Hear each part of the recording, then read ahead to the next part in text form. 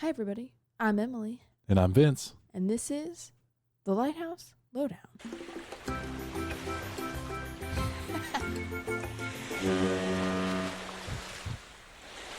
That's why we don't have video. Dancing. Evidence. Yeah. For those of you who are not here. So our episode today is going to be pretty laid back, just a conversation. Vince and I are going to talk about our vacation we just took in Cape Cod and all the lighthouses we saw, drive times, pros and cons. Little recap. Yes. And if you're traveling to Cape Cod, then this would be a good thing to listen to. Maybe get some suggestions or some warnings or something. Overall thoughts of Cape Cod. You want to go first? You want me to? You go ahead. Overall thoughts. It was beautiful, but not what I expected geographically. Mm-hmm. Larger, more trees. Very expensive. I felt poor there. We'll talk about that more. Yeah. People were really nice, and I hate to say that in that tone, but I was surprised. Mm-hmm. I've never been to Boston, never been to that area, so Yeah. I know that people who live over there think those are different areas. To me, it's the same because it's so far from where I live. But people were nice, both just other tourists who were around in general, and then the people who were working up there, and people we met that are not working but volunteered their time. Yeah. Were especially kind, and I appreciated that. Yeah, very helpful. Food was really good. As far as the place goes, that's what I'll have to say as a quick thing. Okay. So, what are your thoughts? I would say I'm right on the fence between whether or not I'd go back. Like, it's not like a firm no, but it's not an excited yes. So I'm right in the middle. I agree with the geographic thing. The main roads are all surrounded by trees, so you don't really feel like you're on a beach or like driving along the Cape or anything. So I think that was outside of my expectations, is that I would see the ocean as we were driving, because we did a lot of driving. It's like an hour from like Dennis to Provincetown, so it's a lot of driving. But I would say the traffic's not nearly as bad as I thought it was going to be. People really talked about it being clogged, and we were there for the most popular weekend. At least Provincetown. And and it wasn't nearly as bad as I was thinking. Yeah. Boston sucked for traffic. Oh yeah. Getting out of Boston. Yeah. I'll just keep interjecting, so I got to control myself. Yeah, no, it's good. Yeah. We're just chatting. I took notes during our trip for our listeners, just here and there, just whenever we were doing stuff. They got worse and worse in quality as it went along, because eventually I was like, I don't want to take, like at the end of the day, I'm tired and I don't want to take notes. So then they get less and less good. Like, I just finished notes for our last day. Handwritten too. About, 2 hours ago. So question. Okay. You said you don't know if you would go again. Yeah. What about going for the first time? You don't regret the trip, right? Oh, no, not at all. Yeah. Because we saw a lot of great lighthouses, and like the top half was my favorite, and that was our first couple of days, so we'll talk about it. But like, I think it's probably different. I know there's very different experiences you can have, but when we moved down to Dennis, it felt disconnected. Like, Provincetown was nice because you have all these shops, and it's very walkable, and you can see the ocean no matter where you are. But then you plunge into the base of the Cape, and it's all like lots of trees, and everything's spread out. So I'm sure there's different experiences, and we stayed in kind of like a resort heavy area, which doesn't lend to understanding Cape Cod a little better. Sure.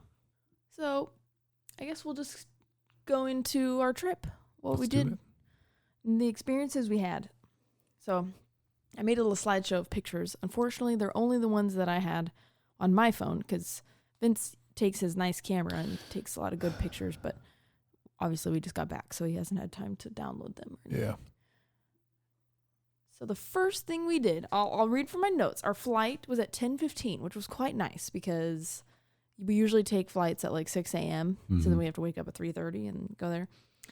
And we had a weird holdup at the Delta bag drop that made us, like, we were still trying to just drop off our pre-tagged bag, And when boarding started, Yeah.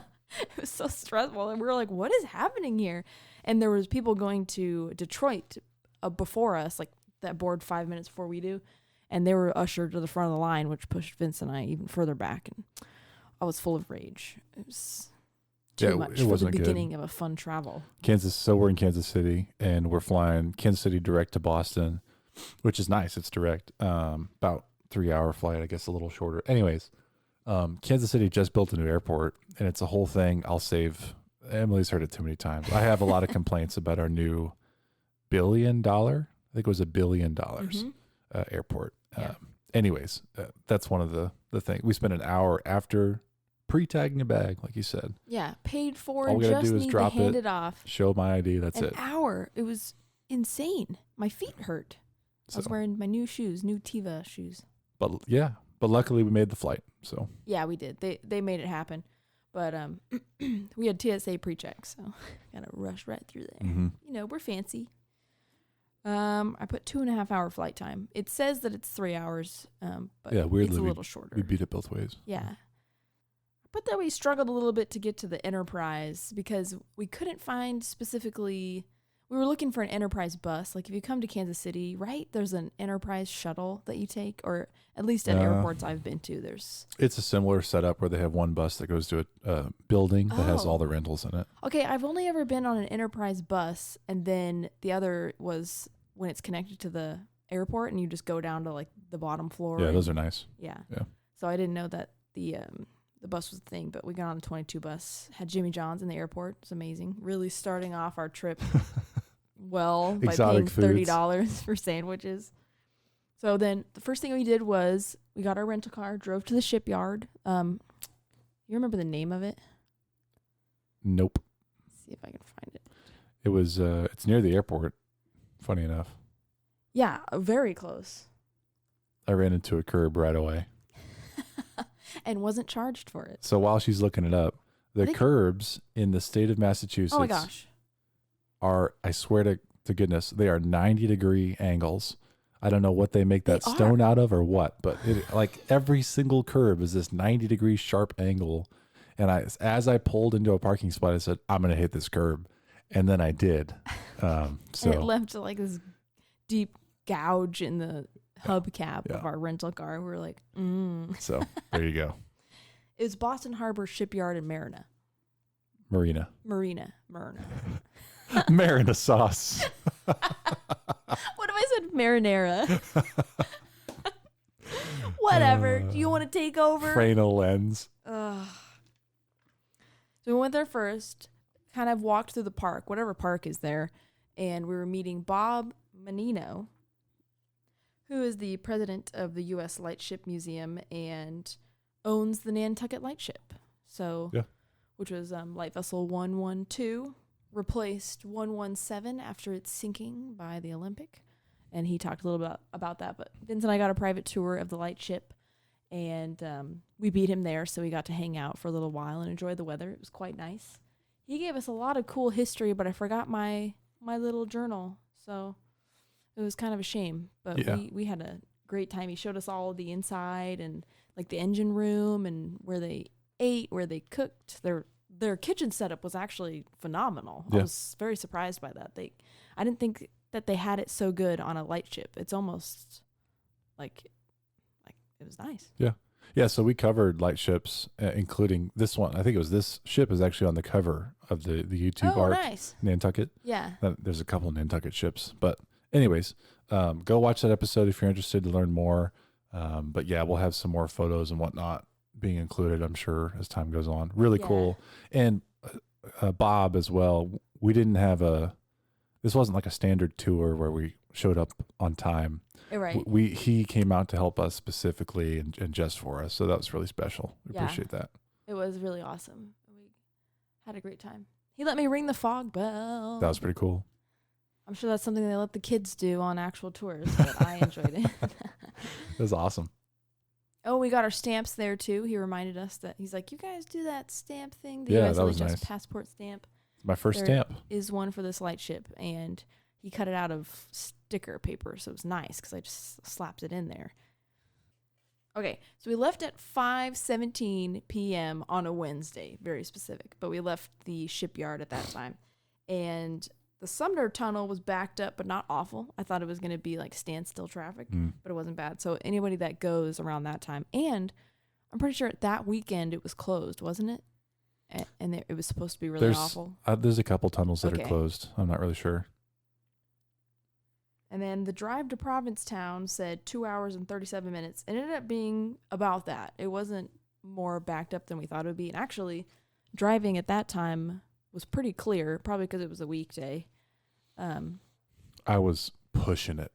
Because we had dinner reservations at Ocean 193 in Provincetown at originally 7:30. I pushed it back to 8:30. And our arrival time said like 8:17 when we started driving, and Vince was... I was going 20 plus over. Okay. Careful, they're going to come and arrest you. Couldn't catch me. But I honestly, it was about the speed of traffic, which is crazy to me. Very fast, much faster than speed limit, which the speed limit's pretty low most of places that you go. But I mean, there's got to be a reason. Civil engineers out there. Yeah. I don't know. But that was so are we jumping to dinner? Yeah, I was just going to say that past Wellfleet, it started to get pretty busy, like car-wise, traffic, roadways, and it was probably because of the event that was happening the next day. That we had no idea. That we had. What's happening?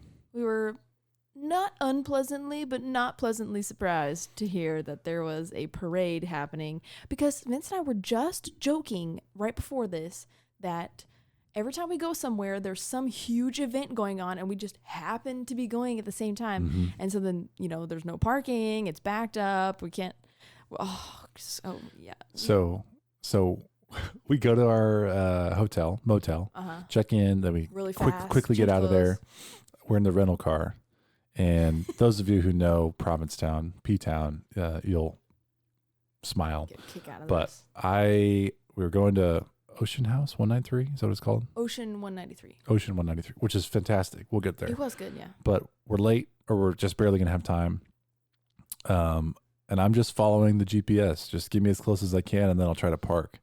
Is it Commercial Street? Is that what it's called? Yes. So Commercial Street, technically you can drive a vehicle on it, but you should not. No. It's a walking area. Fully clogged. It's like if you know Pearl Street in Colorado, in Boulder, it's now just walking. It used to be a street. Now it's just for walking because so many people are walking there. That's what they need to do on Commercial Street. Commercial Street is basically the same, except I was driving a car through crowds of people who are enjoying their nightlife. It was insane. And I was that guy. Unfortunately, we saw a couple other of those guys. And I think everybody does it once. And then from then on, you just know. Don't drive on Commercial Street, especially at evening time. Yeah. So I'm like driving a car less than 5 miles per hour. People are very upset that I'm there. Really? I didn't notice anyone. Lots of negative looks. Lots of people like standing in the way. Like, what are you doing? Like, I'm trying to get out of here. Yeah. So, and I'm this big person in a little car trying to like navigate. Yeah. Anyways, Emily helps me to find a parking lot. Yeah, I was at the Macmillan Pier. And after that, it was fine. Yes. Just walk. You're cool. It was late enough. We only paid $10 instead of the usual $30. Yeah. Which is crazy for parking. That's insane. So we found our parking. I called, as is Midwest custom, to say that we were going to be 5 minutes late to our reservation. And Brett, who we assume is the owner. I think he's the owner. Seems like an owner. Yeah, he seemed very hands-on involved in anyone who came through the doors, which was nice. But he answered and was like, we have never had anybody call to say that they're going to be late for their reservation. I was like, that must be a Kansas thing. Yeah. I don't know. He was super nice. He checked on us a couple of times throughout the night. It was nice because it was like he was happy to see us, even though he has no idea who we are. Super host. Yes, those are the best kind of hosts. So we're enjoying our dinner. We're sitting there, and I'm like, says, do you notice anything? I was like, I don't want to be the one who says something off color, but I was the only woman in that restaurant. Except for one host, I think. Yeah, except for like a server. But I was the only, that's not even an exaggeration. I was the only woman in there. And we were getting some weird looks when we came in too. And I was like, what is it? I was wearing a Lighthouse cardigan. So I was like, maybe I look like an idiot or something. No. getting some weird looks. There was lots of very fit people, Yes. people with wonderful haircuts, people with cool Costumes. style. Yeah. And I Googled, is Provincetown gay? And the answer was like, Provincetown. I think I had it saved somewhere, but like Google's answer, AI. Yeah. It's like Provincetown is one of the most travel friendly Like locations for LGBTQIA plus. Yes. And I was like, okay. And I showed her the screen. And I want you, everyone who's listening who knows me at least, that's not an issue. I love everybody. Shocking. I went to school at KU. I'm not against any identities, but I was surprised because I just didn't see that coming. And nobody warned us either. Bob, when we were doing our light ship tour, was like, "Oh, Provincetown." They're like that. He said that place is a circus. You'll see when you get there. Something and like we were that. like, Yeah. okay, like cool. It's like, oh, I heard it's going to be about busy. The parade. Well, and I assume circus. So the event, I believe, is called Carnival. Carnival parade or something. Yeah. It was Renaissance and Rebellion. It was everything. It was and everything in between. We saw some awesome outfits. Oh but my gosh, the costumes. We had no idea. And it was I'm sure I'm jumping on our own storyline, but the next day was Carnival. And it was madness. Apparently it's the most busy day of the year, the most busy weekend of the year for Provincetown, potentially all of Cape Cod. And we had randomly chosen that weekend to pay for hotel and that day. What are food. The odds that we pick the one day where there's this crazy parade going on? And we couldn't really move it to anywhere else because we were going to walk across the breakwater, see Wood End and Long Point, and then we were going to eat lunch there. And then we wouldn't really end up in Provincetown much after that. So it was kind of like, this was our one day in Provincetown. But it added a lot of flavor because the streets were just packed full of people, which... It added as much flavor as a gay parade. We weren't planning on getting anywhere fast, and so it was nice because we just got to people watch. Like the outfits, everybody is so nice to each other. Everyone's talking each other up, and great feeling. Honestly, it was so fun to just witness like all the camaraderie. This is dumb, but I was telling Vince about how I went to a D&D podcast live show. What is D&D for those who don't know? Dungeons and Dragons. It's pretty popular. Which is a game. Tabletop. Yep. RPG. Some of our listeners may not know. So okay. Well, I listen to a podcast called Not Another D&D Podcast. And I went to one of their live shows, and I went with my sister, who's not into that at all, but she graciously decided to go with me because it was my birthday. And I was on crutches at this time. I forgot about that. Wow. But it was just so much fun to be in a room full of people that were interested in the exact same, very specific thing that you were interested in. And we all get the jokes, and we all understand each other. And I saw that same kind of thing happening at the parade, all in Provincetown. It's just really fun. Yeah. Yeah. Everyone was there. Everyone knew about the event. I would say Except for us. 95% of the people. And then you saw like a couple Harley guys roll through, and some of them were there for it. Some of them were accidentally there. You could tell. So? Oh, they just looked uncomfortable. They were trying to get out of there. I don't get that. I didn't witness anything aggressive or negative. Lots which of is jock straps. Shocking. Well, yeah, that was kind of aggressive in a way. If you weren't expecting to see mostly nude people, then it would be shocking. Yeah, but it was a good feeling but everyone was excited, which was nice. There wasn't any children, really, very few children, which, kind of an adults forwarded place. Yeah. But, I would be curious to see Provincetown not during that weekend. I bet it's similar, but we got a very different feeling when we moved to Dennisport. That was our second motel. Right. And all of a sudden, what's the word? Socioeconomically, by appearance and by behavior, everybody was very different. That's why I didn't like it as much, is because of the whiplash. Like super fun, bright, and loud, and then all of a sudden we were in just resort town that people were nice in Dennisport. Oh no, not about the people, but just like the general feel Yeah. was so different that I don't think I was clicking. Right. Yeah, Provincetown doesn't have any chain restaurants. No. Like you wouldn't survive. As far as we know, we're from Kansas. Well, so. the area I saw, and you're right, I don't know all the chains for sure, but at like all the coffee shops were local, or at least appeared local. Starbucks. Yeah, no Starbucks, stuff like that. So I really enjoyed that environment. I could hang out there again. Oh, I made a note in here. Tomorrow we will plan to take the Cape Cod Transit Authority. That's funny. Yeah, what happened there?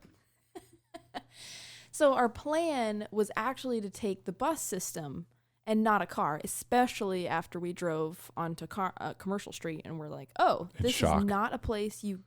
And we were driving there too, passing tons of people on bikes, and we were like, oh my God. What are all these people doing on There's their bikes? so many people on bikes. It is chaos. Because nobody should be driving towards Commercial Street in a car. So we had some hints there that we shouldn't be driving. But so we decided that we would be taking the bus the next morning. So we walked to the bus stop, which online, everywhere you look, says it's at the Seagull Motel. And so we walked there, and we don't see a sign anywhere that says bus stop. And I'm like, well, it says the bus stop, it shows as like inside the parking lot for Seagull Motel. So, it did. You're right. Well, yeah. So I was like, we'll just hang out here. I ran across the street. So Vince and I were flanking the main street. Yeah, I was on one side just in case. Yeah. She was on the other side just in case. And then we see the bus coming, and I run across the street because I just had a feeling that the bus stop was supposed to be over there. And this guy in the bus makes eye contact with us and holds it the entire time. He passes us by and leaves us behind. Didn't touch those brakes. We just stared at him in dead silence as he went by, and we're like, well, I'm standing there like an asshole with a ball cap on and a backpack. We got our trekking pants. Yeah, trekking pants. Yeah, I looked like a I don't know. Anyways, they drove right past us. And so we just started walking back to the hotel. Luckily, it was only a 5-minute walk from our motel, but we just got in our car and drove back to Provincetown and happened to find a pretty good spot right outside of the entrance to the dike. So that was fine, but we find out later on the way home that the bus stop is actually outside of the Blue Sea Motor Inn, where we were staying. All we had to do was look with our eyes and see this bus stop. I think that's how we found it, actually, is I saw the sign. No, it was, and there was people waiting to go to the parade. So Vince and I actually missed the parade, but we saw everything up. We left right at 3, which is when it started. We saw enough. So we saw the pre-parade stuff, like lots of people celebrating and showing off their outfits. Did you see that photo that I took of just the crowd walking after Lobster Pot? I didn't. I was going to add it and I forgot. So. Oh, don't worry about it. Just suffice to say there was like non-stop crowds. That was middle of the day. Mm-hmm. So before, I think parade was 3 to something, 3 to 6. 3 to 6, yeah. So I pulled up a picture of Commercial Street. Those crabs look so good. Yeah, the crabs made me sad. Soft shell crab. I don't know if I've mentioned it on the podcast yet, but I really love crabs. I just love them. I think they're so cute and scuttly and just their tall eyeballs. And so I ordered crab, not realizing that they would be whole. And so I got them, and it was like hard to eat them because they were actual crab. They were like... They just took, and this, you may laugh at us, but we're from Kansas. Yeah, we don't know. They took the whole crab and threw it in a fryer. Yeah, battered it, put it in a fryer. It's intact, and there's 2 or 3 of them? 2 of them, yeah. Man, it was delicious. They were so good, but I just couldn't get over it. I was like, the thing is, like, I don't want to see him dead. I want to see him alive. Yeah. But it was delicious. Very good. And the drinks were good, too. Probably the best, in my opinion, the best we had on the trip. We had a lot of good cocktails. Lobster Pot also had really good cocktails. I was surprised by Beachcomber. I really liked mine. Yeah, it was some type of sunrise type of thing. Anyways, yeah, lots of good cocktails. Very fruity. Mm-hmm. I didn't see a good old fashioned anywhere. No, there was one at Ocean House, but it had some weird, some unique ingredients that made it not not so attractive to somebody who enjoys old fashions in the first place. So yeah, we just kind of walked around. And the next day is when we decided to do our dike hike. So this is where we got to see a couple of lighthouses for the first time on the trip. Jumping rip-rap to rip-rap. I got a little bit crippled, emotionally, spiritually. I don't know the word. My It was hard. will to go on was very shaky because I kind of, especially like in these photos, it looks like the stones are very even and you're just kind of walking, stepping across them, but the top is several square feet and they're tilted in all different directions, and maybe it starts off pretty easy and ends like this picture is kind of in It the starts and ends easy. That's in the the weird middle part. is where it gets really choppy, and Vince had to come and rescue me a couple times because I would lock up in the middle of in the middle of a rock, and he would have to come and like help. Yeah, I'm pretty. Well, I'm excited about hiking. I've done it growing up a lot, and I kind of smile because when I saw this on paper, like the plan, I was like hiking. Oh, this is going to be. We're not even going to sweat. And then joke was on me. I was wearing pants and should not have been, and I was wearing tennis shoes. I really think hiking boots are appropriate for the rock. Think so? Maybe changing once you're across, Yeah. but you know, it starts easy, which is nice if you just want to take a couple steps out and then come home, and it ends easy because it's back on land. But the middle, there were some points where you're right. Even I'm 6'5" and I've hiked my whole life. Yeah. I was thinking about, I actually don't know the best path right here. I kind of have to go between things. And Yeah. anyways, it was fun. I do recommend it. I just recommend going lightweight on your gear and take good shoes. It's not, if you have any handicap or any soreness or anything, I just wouldn't do it. Any mobility problems. And that's what I was thinking too, is I might have been more sure-footed, but I think I have a little fear instilled in me from breaking my foot a couple of years ago. And so I just don't feel as stable on my feet, even though I know I am. I don't trust my feet as much as I used to because I was on flat ground when I broke it. So what about rocks? But it was pretty cool. We went at low tide, and so it was basically surrounded by sand. Yeah. Tons of birds who used the rocks to break open their clams so they could pretty eat cool. it. That was cool. I didn't get any good pictures or videos of that, but they would go up a couple of feet and drop them because they understood that the rocks are not level. So if they went too high up, they would lose their clams like in the cracks because these rocks are huge. So the cracks, of course, are enormous. So that was fun to see. We got to see a lot of birds, and they were very friendly, and we could get within a rock of them before they would be like, oh, I better leave. Yeah. They're used to people. Yeah. So once we got out there to, is there a name for the island where Wood End is at? And what's the other lighthouse? It's Long Point, That's that area. the Yeah, area. the tip of the very, very tip of Cape Cod is Long Point. We were on sand. Yeah. So which it's not very clear. It's not like a well-traveled path, in my opinion. No. What you would expect anyway, where you get to the end of the breakwater and it kind of continues for a little while, but there's sand and there's brush and it's not clear where to get down and start making your way to the lighthouse, because you could go along the sand, like right when you get off the breakwater to your right, there's a stretch of sand. It's basically beach that goes towards the lighthouse, but you'd have to climb a sand dune covered in brush, and we're wary of ticks right now, so that's why we were wearing our long pants. I was wearing sandals, and then I changed into tennis shoes, which was a good move. But so we had to find the path. It's called Jeep Path or something. I can't remember. I read a blog about it before this. it showed up on Google Maps, It did. not Apple Maps. Okay. So you saw the path. Yeah. Okay. And so it kind of winds around, like you have to trust it as you're walking. It'll take you from one side of the point to the other side and then curve back towards the lighthouse. But there's lots of like wild brush and flowers and like lots of bees. That's one thing I noticed on Cape Cod is there's tons of bees out there, which pollinators is fine with me, but if there were wasps, we'd have a big problem. Well, this is kind of embarrassing to say, but I find it interesting. At this point, as soon as we get to Long Point, I'm worried about you. I'm worried about your feet because you're starting to lose skin. I was worried about your ankle that's been broken. I got some blisters. And they were brand new shoes. What was I thinking? On top of it, I am not in the best shape right now. I'm 28, so I'm surprised by that. But I was warm.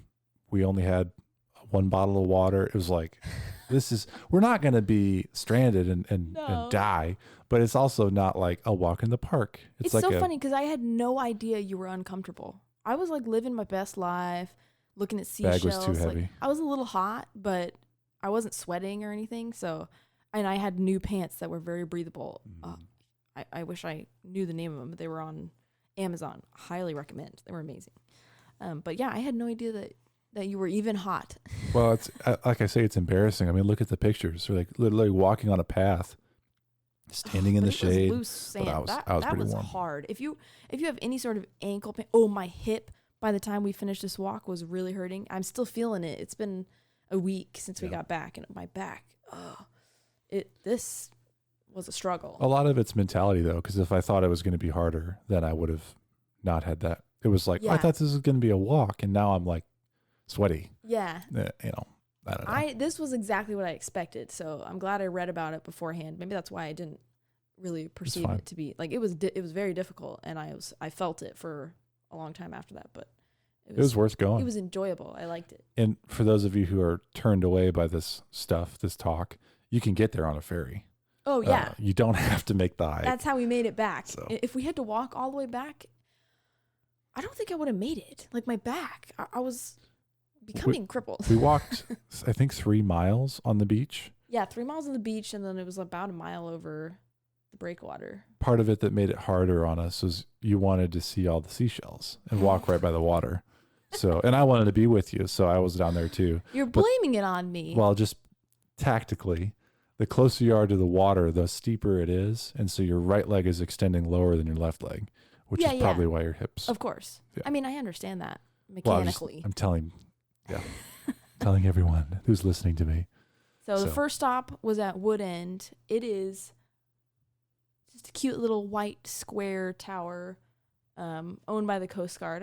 A lot of the lighthouses on Cape Cod are owned by the Coast Guard and run by them, but this was not one that you can visit or is any sort of good shape. So we kind of approached it, and it's beat up. It was kind of sad, but it used to have a tent at a front door, and I don't know if it was the weather or if it was humans or something. I think it was people. But it was beat in, and like even the makeshift wooden door frame they had was broken off, and the door was like in half, and there was all kinds of trash in there, which is just like, come on. Yeah. It looks like I'm walking in. I actually didn't go inside. I just looked inside. We just peeked in. Took some pictures. To be honest with you, if it was looking like it was in better shape, even though the sign said do not go inside, I was tempted to go in and climb. Because it would have been cool. But I have no idea how old the steel is. Yeah. I'm not supposed to be there. Later on, we did run into park rangers. So they were trying to keep people from doing stuff like that. Right. But yeah, people have ruined this with I described to Vince what it would trash. Be like if we were to fall through a step. And he said, you know what? You're right. It's not worth it. Yeah, that would not be okay. Yeah, I mean, even just like 20 feet in the air, falling through. And all kinds of crap on the bottom where people just toss their stuff, and there's half of a door splintered. And was there an old door in there, like a metal door? Yeah. Because you took a picture of something that I never saw. Yeah, I don't know if it was in the oil house, because the oil house was full of stuff too. Yeah. And then we saw, as we're leaving this, I have pictures on my camera, a fox. Oh yeah. On the island. We were like, I said, there's an animal. I couldn't tell what it was, but he was like, that's a fox. So I don't know how it got there. Did it go on the rocks? I'm sure. Did it swim in the ocean? There's a way that you can get to the point where you're just walking on sand. That's likely. It's a longer way than. I'm surprised it got out there and stayed out there. I'm sure at low tide, it's all sand. The water recedes really far, so I'm sure he could run across there in no time. I was surprised. Yeah. Wish we had that picture. He was scraggly but cute. We will have it eventually, but. So then we started our walk. We chose the outer beach of the point and started walking. And a lot of it, you weren't allowed to have dogs at that point until the end of our walk, when the park rangers came along and collected all the no dog signs. So that must have been the official end of some bird nesting season. So we saw them picking up those signs, which was kind of cool. They drove by on their, what is it? Not ATVs, 4-wheelers. Go-karts. They're bumper cars. Okay. Side by side. No. So we did our walk, saw a lot of some kind of string. I have a picture of it up. Some kind of green stuff clinging to seashells. I don't know if it's some kind of kelp or seaweed or something. I don't know. Seaweed. It's always in shells. Yeah. I assume it comes from dead organic material, grows in it. Like a mushroom.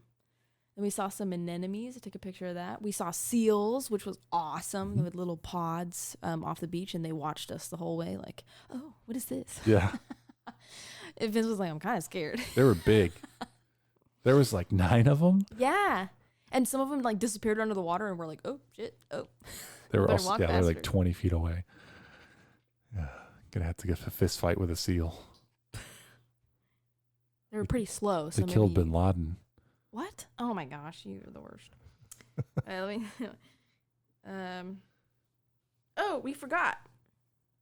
Our night before, we went to the aquarium marketplace and got really good salted caramel ice cream and a crepe from this store. I can't remember what it was called. I didn't make a note. Is it across from Connie's?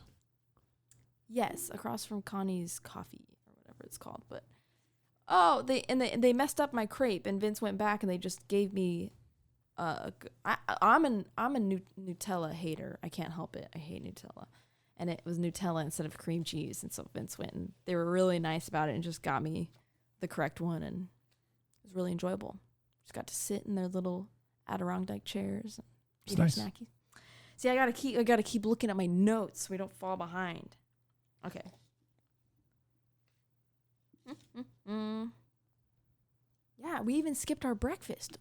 In my opinion, the best breakfast sandwich I'd ever had was really good. Relish. It was packed, very long line, but they're super efficient, and they make the sandwiches right out there, like cracking eggs and stuff. It's refreshing whenever we live somewhere where it's like all Starbucks and Dunkin' and stuff. Yep. So we went in there, just got a couple of breakfast sandwiches. I got an egg and cheese on a croissant. What did you get? Sausage, egg, and cheese. Oh, it was really so good. It was legit. Like slightly runny egg, which I used to hate, but now it's so good. So amazing. So anyway, we did that before we started walking across the breakwater. That probably didn't help, honestly. Yeah, well, because then you had to poop. I didn't, though. Never did. You got really scared. I was like, what if I have to use the bathroom out here? Which is not something I usually say. Yeah, I'm usually like, good for the trek. Vince's family, he's described what road trips are like. Yeah, and they're just like, they just don't have to stop. They won't stop for hours. They have amazing control over their bowel movements. Yeah, I don't know. I can't relate, which has made us a struggling traveling duo. That I have so many more traveling requirements, and Vince is like super easygoing. Yeah, like we'll stop in 3 hours. I'm like, how about 20 minutes? I used to drive to my dad's house 6.5 hours or so, I think it was. And I would stop once or not at all. What? Mm-hmm. No, I was a teenager, To be fair, I'm getting better. I hope you take notice. Well, don't harm yourself. You don't have to get better. Gosh. But it's just it's coming easier to me to not have to stop to use the restroom. So we made it to the other lighthouse. We did a little dance. We did. We had the struggle walking over sand, saw lots of cool stuff. I picked up some quahog shells. Quahog. Those are in our sink right now. I'm gonna make something with all the fun shells that I collected. So I think that was pretty much it.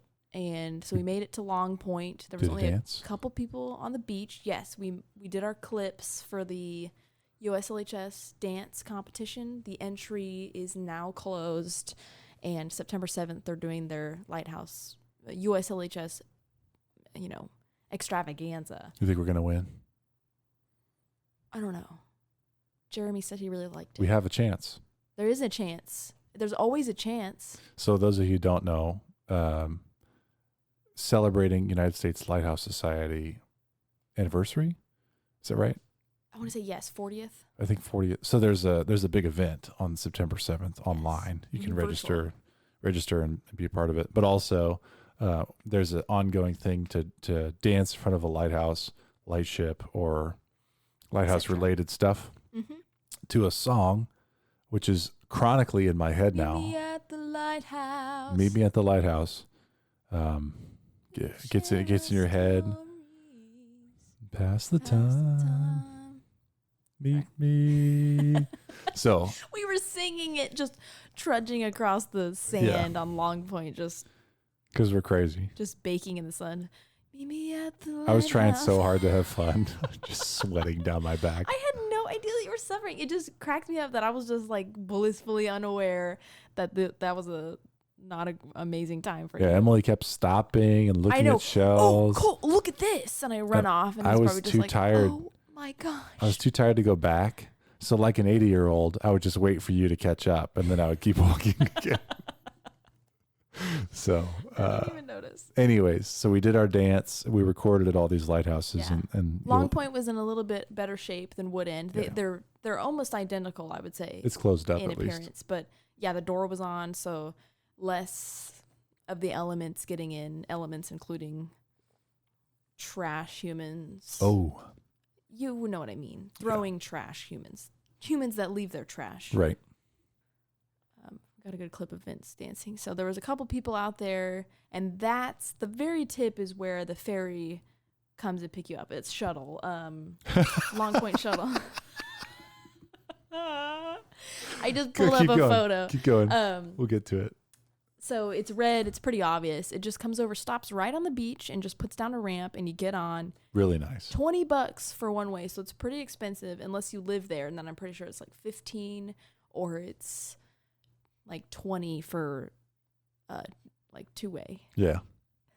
What are you We did 21 way, I think. Yeah, it was 21 way for non-residents it's fine. Provincetown. So. It was worth it. Oh, yeah. Not having to do that again made it worth it. We saw some wildlife. We saw a humpback whale. Which is insane. On the shuttle. I should and say. It went like within 15 feet of our little ferry. And it was huge. I didn't see it because as soon as I'm sweating my tits off, my dike hike off, and I had this hat. We made custom hats for the trip. There'll be future swag for you all. Yeah. But I had this hat, and I was like, my only survival was this hat. And I kept wiping my brow, and eventually I wiped sunscreen into my eyes. I'm sure I did. And as soon as we were on the ferry, moving air across my eyes, because I had these sunglasses didn't cover. They're not like sport glasses. They're just fire. Anyways, it starts burning, and I've had the feeling before, and I'm a pansy, so I'm crying, just trying to rinse my eyes out with nature's skill. And they're like, "Oh, a whale," and I'm like, trying to focus my eyes. All I see is a big thing, and then and then it goes down, and then we saw it again, and then it went down. According to the captain, he said it was a deep dive, which is cool. I didn't see it. I saw some shapes. Sorry. So we get I'm sorry I've interrupted, but no. We get to the dock. Thank you. They help us off. I don't even know who I walked by, but I dropped a empty bottle of water. Anyways, got that off the dock. And then I told Emily, I said, we're about to make a memory. I took a bottle of water and just drenched my eyes with it. So just pouring water in front of a bunch of people who are just enjoying the pier. They're all like, wow, it's so nice outside. We get back from just our hellish hike through the wilderness. Pouring water on my face, trying to rinse my eyes out. And it worked pretty well, honestly. It was immediate, right? And then right after that, I took a picture of Emily on this nice chair right at the dock. Full of buoys. And then someone says, hey, you guys want a picture together? Sure. And you can see in the photo, I've got water just poured down my shirt. Your eyes are just sunken in. My face is all red. Absolute suffering. So at least we were aware a memory was going to be made. That's fun. I thought it was fun. Emily was just happy and comfortable the whole time. Wow, look at I cannot believe whale. I just was so disconnected from your feelings. Like usually I'm really in tune with you and I'm like, what's happening? What's going on? Yeah. But I was just living it up. Try not to ruin it for you. We It's also fun. found our love rock on this walk. Yeah, whatever that means. We have a love rock now. I don't know why. A rock that we call our love rock. It's very pretty. It's blue. It's got light blue, tan, and navy blue stripes. Some natural rock. I don't know. But I just picked it up, and over the course of our walk, we decided it was our love rock. Found some lots of cool rocks. And that's another interesting thing. Within the side that's not facing the ocean of the Cape At the Lighthouse is very rocky. The sand is like coarse. I think I took. Yeah, heavy, very coarse. Ooh, Wait, coarse sand. Yeah, just Almost rocks. pebbles. Almost basically. like river rock. Like where you can brush them off, and they all like they're big enough that They it's don't not stick. sand don't get into crevices and stuff, which was kind of nice, but it was painful to lay down on or like walk on because it's like walking on rocks. So I thought that was kind of interesting. Interesting. So right after our walk, we decided we were going to eat at the Lobster Pot, and by this point, it was pretty busy because I was looking forward to it so much. Oh, it was so good. The wait was like 25 minutes, but you just you just give them your phone number and they text you whenever it's Yeah, time. they did a great job. Yeah, so we kind of walked around, just looked at T-shirts, did some browsing, did some people watching, and then we got called in. And this place, the front is almost like a facade because you keep walking, and all the way it's this very long building. You walk by everyone in the kitchen who's cooking, and then come out on the other side, and the side facing the ocean with all these windows and everything is where the actual dining area is. And this is the restaurant I said, like, we're watching a super well-run restaurant. yes. Is that right? Okay. Mm-hmm. Well-oiled machine. Talk after you're done. So we both decided to get lobster rolls because we heard that this was the place to get lobster rolls, which is just like a hot dog, but it's all lobster. And we were seeing lots of signs while we were driving in from the airport that said, Cape Cod's best lobster roll, voted award-winning lobster roll. all over the place. All though. over, yeah. So we were like, how are we going to pick one? And this one had no frills. It was just lobster in a like slice of toast, basically, that was like toast on both sides. White toast. And they just give you some butter, just pour on top. And oh my gosh. Clarified butter. I tried potato salad, even though I usually don't like it, and I also didn't like it. I was telling him it's very much like Texas potato salad, which has a lot of mustard in it. So Vince doesn't like mustard, so obviously that didn't work out. But their fries were amazing. I don't know if it was just because we went through a tough like workout, basically. Well, I've never had lobster on its own. I've had like lobster mac and cheese. I might have, but has been so long ago now that this is a pure example of what I think of what lobster is on its own, steamed. There was no seasoning on it that I'm aware of. Nothing. You get clarified butter you could put on or not. Mm-hmm. But it was they're apparently cold is totally different. Yeah. We ordered hot. It was really good. Good. But I was fascinated. I had a bottle of Coke or a glass of Coke. That was incredible. Mm-hmm. The way they set us up when we first approached, they took our phone number and put us in line. Yeah. The way that we were guided to the back, we had someone's name to refer to when we got to the desk. They sat us right away. They were ready. Very the friendly. Waitress was excellent. The kitchen, we got to walk through the kitchen basically, and you see live and fresh lobster. Oh yeah, the guy was making clam chowder. Aquarium full of lobster when you first walk in, where they're like pulling from. And it was, I watched them clean like a table between seatings. Everything was really well done, and I was like, the manager here is crushing it. Everyone's well trained. And everyone which really seemed makes a happy to nice be there experience. too, which is something that we've seen with basically all of the servers in Cape Cod. Every time we went somewhere, they were happy. At least they were acting happy. Yeah, exactly. It was believable. It was for us. Great meal though. Honestly, a great lunch. Yeah, so good. Lobster pot. And we saw there's another lobster pot. There's a to-go, like an express just like lobster a counter. pot, which I think is what I saw whenever I said we should go there. But we went to the sit-down one, which I'm really glad about. We didn't need to be rushed anywhere after our trekking. Yeah, maybe this is actually a chain. It's like Red Lobster. We're just we've never heard of it. This is the best. What was your cocktail? Had bourbon, right? I can't remember. Oh yes, it was a Kentucky iced tea. Yeah, very good. She said, "What did she say whenever I ordered it?" You go, girl, or something like that. Get it, girl. I was like, "Oh, it must be strong." Most of my traveling is just eating. I just travel. And I'm adopting that now. I'm not very food adventurous. I have a fear of the food poisoning and everything.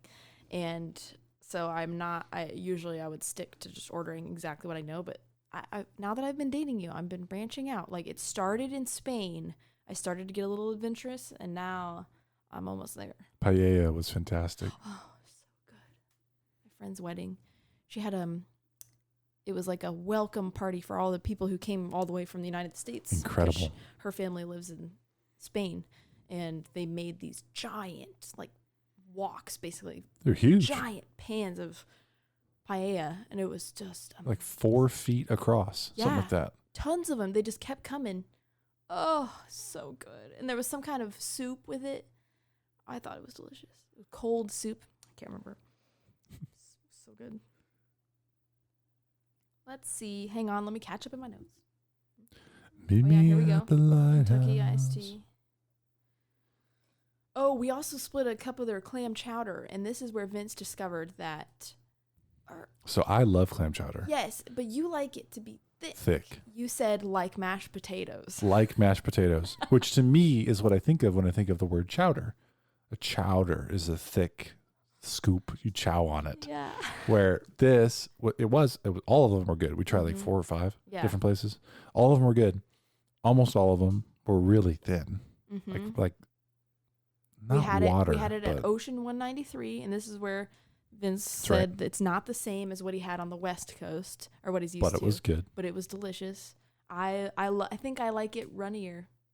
Really? Yeah, I like the East Coast clam chowder. And I haven't had that many clam chowders, but I'm thinking of a place my grandma, she used to live in Ventura, California, north of LA, roughly an hour, I think, Santa Barbara, Oxnard.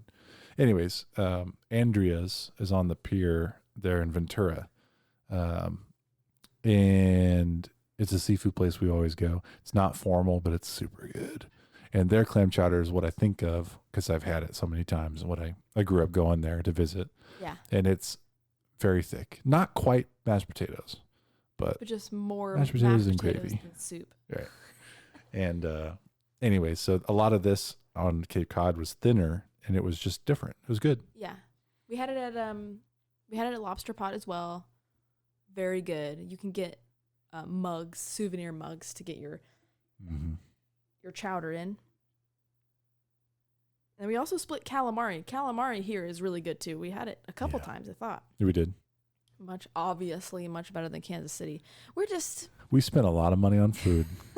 I think I was texting a buddy of mine who's a big foodie, Jackson, and it was 4 days in out of the 5 that we had our first meal that was under $100.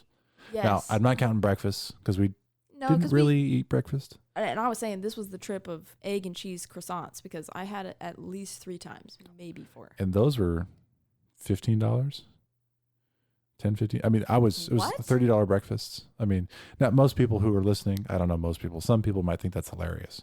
But around here, yeah, you get it around Kansas City, like $6-7 for a breakfast. Our cost of things is just low, I think, compared to out in, Boston, Cape Cod. Oh, so delicious. Cocktails were regularly $16. And we kept getting them. What were we thinking? Here, $8, $10 would be a cocktail. Sometimes $12 at a nicer spot. Hey, for downtown, $12. But I mean, we kept getting them. My opinion, and this is a reckless way to act, so I don't recommend it. But I'm a spoiled boy. I grew up traveling, and my parents spoiled us. So I'm like, well, we're already on vacation. I might as well eat this food that I want or this drink that I want. Let's get an appetizer. Let's get a cup of soup. You don't need these things, of course, and I'm sure I gained weight. But my mentality is just, well, I'm already all in. I'm going to make the most of being here because I don't get to travel that much in my mind. Right. But in a different mindset, in the same situation, you could say, I'm going to really enjoy one thing. I don't need all these things. It's all going to be, and I could save some money. And we went in with like an all-in mentality where we were just going to eat whatever we wanted and we were going to buy whatever we wanted. And we didn't do anything crazy. No, but it was definitely one nice dinner. Yeah, well, one fancy dinner. Yeah. One exceptionally nice dinner. The rest of them were we spent over $100. And it was because we just kept getting cocktails. We always got appetizers. And every time we were like, what is this bill? Where do you think it came from? Yeah. Well, to be fair, even where we live, if we went to restaurants that we're excited about, and we each have a drink and an appetizer, we'll get up there. Yeah. But 60, 70, 80, 90, I see often when we're on dates. Yeah. Over 100 is not so often. Mm-mm. But especially not for like a lunch. Yeah. Well, and of course, I always say all that, and then I have to say we're in No Coast, USA. Right. It's, very different. I like it here, but one of the reasons I like it here is that it's a balance of interests and costs, and it allows us to make a trip like this part of our budget. Mm-hmm. Anyways. So after this, we were going to take the bus that leaves from the pier and goes to the start of the dike hike, which was like at Province Land Inn or something, where we saw people doing a yoga class and you can rent kayaks and stuff. It was pretty cool. But we saw that the bus was going to take 34 minutes and we could walk there in 26. So we just decided to bite the bullet. And it meant that we could walk through all the people that were getting ready for the parade, which was going to happen in 30 minutes. It was worth seeing. It was worth seeing all of the costumes and the outfits and stuff. I saw some crazy heels while we were walking through that crowd. I saw a lot of things. How do people walk in those things? I saw a man who looked like Popeye, like to scale. Older guy. Okay, ripped, I remember this. Definitely on drugs. Okay. Like performance enhancing drugs. Dude was jacked. No shirt, of course. Had the right cap and glasses on. It's the whole thing. I saw a bunch of guys. We saw a sun and all of its planets was a group of people. I love that. There was another group of guys who were all portrait paintings. They were all dressed up as paintings. Very well black done. outfits for the rest of it. So just their heads were showing through. It was pretty cool. Nuns. There was lots of like workers that they would dress up like mechanics or a lot of those. I thought that was cool. Yeah, popped collars and such. Yeah. There's a welder, a mechanic. Mm-hmm. Saw some strippers up on a stage. Oh yeah, at one of the casual lunch places. That place, I forget what it's called. Oh my God, there was very little clothing. Every time we walked by there, except for that one time, I was like, "Ooh, I like the setting of this place, like a big outdoor patio." I was like, "This would be nice to eat here." And then we walked by and it was like, very different 3 p.m. than I'm used to. Than you would expect.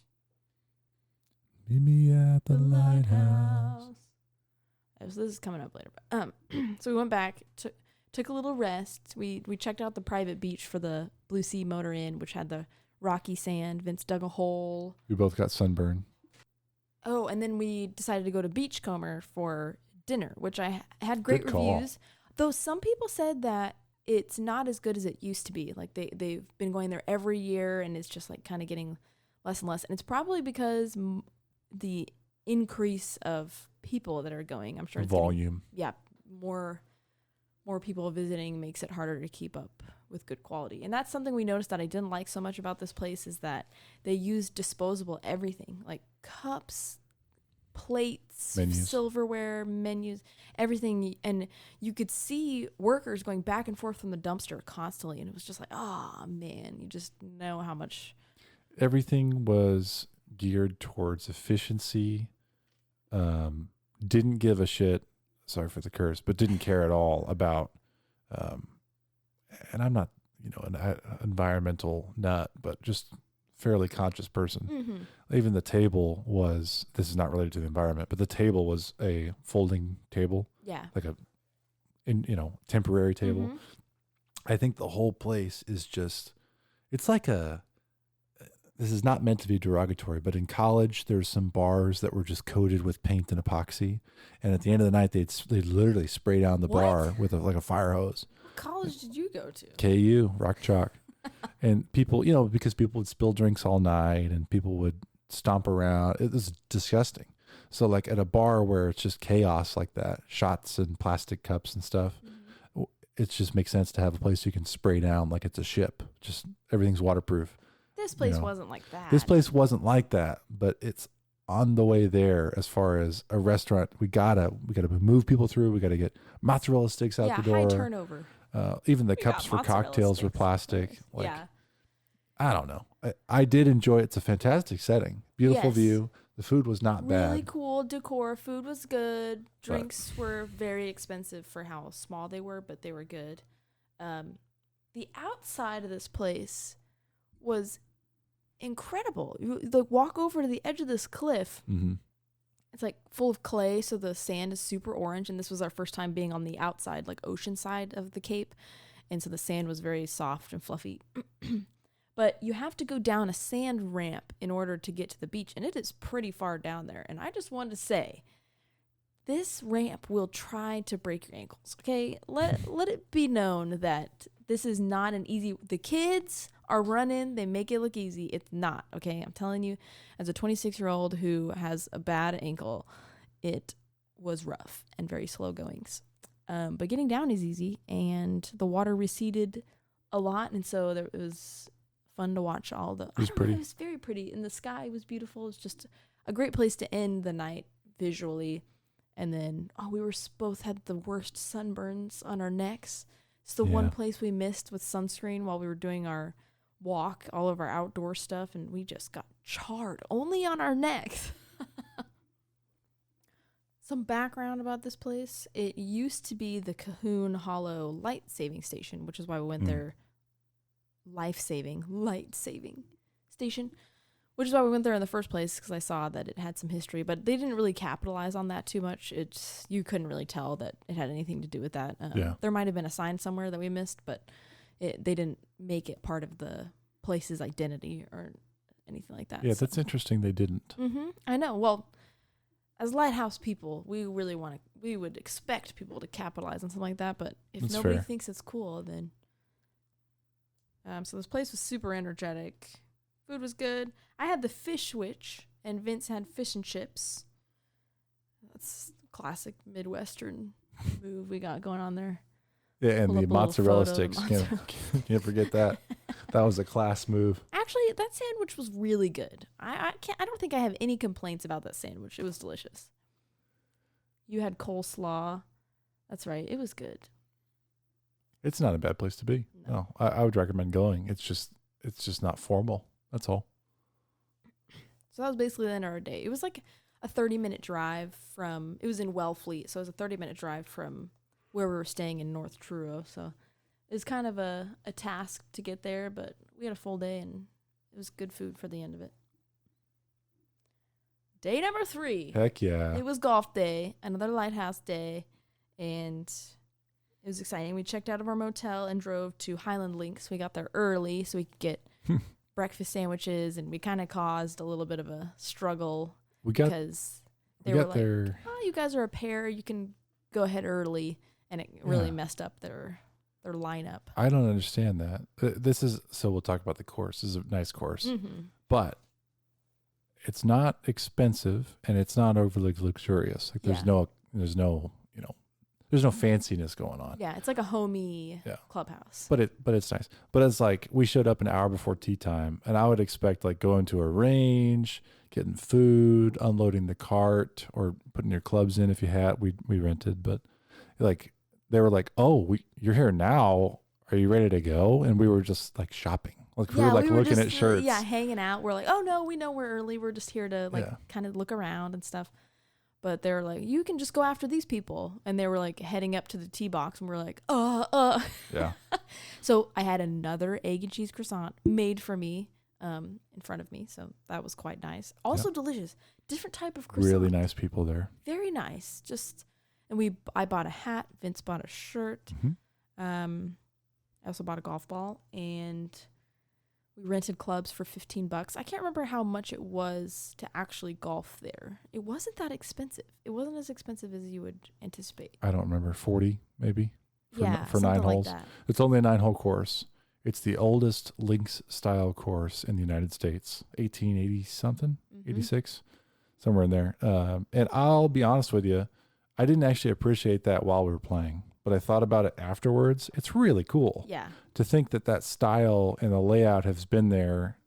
And there's something different about it. We don't golf that many places, but we play a couple courses here and there. There's something about it that's different. And one is obviously the links architecture. And two, I think, is the way technology has changed with golf clubs and balls to where we can hit further if we have a good drive. Yeah. Then you feel like, wow, I'm really striking it versus a standard club that you might play. Mm-hmm. So it was really neat. Kind of a sandy environment. Obviously, it's on the Very beach. bouncy. This course was super difficult because it was Yeah. very bouncy, and the fairways were super straight but skinny. Very and narrow. all of the, the rough was super long. If you hit a ball in there, it was gone. And they mentioned there are ticks. Yes. The starter. Watch out for ticks. Yeah, the starter's like, if you hit one out there, I just leave them. I was like, I just leave them. We're like, yeah. So I had some fun there. I didn't keep score, which is for the best. Mm-hmm.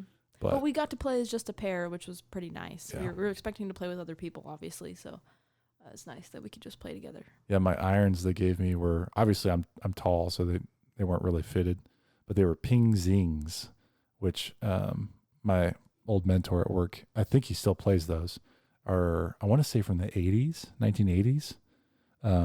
So old technology, but Ping is a nice brand, Mm-hmm. and it's just kind of cool.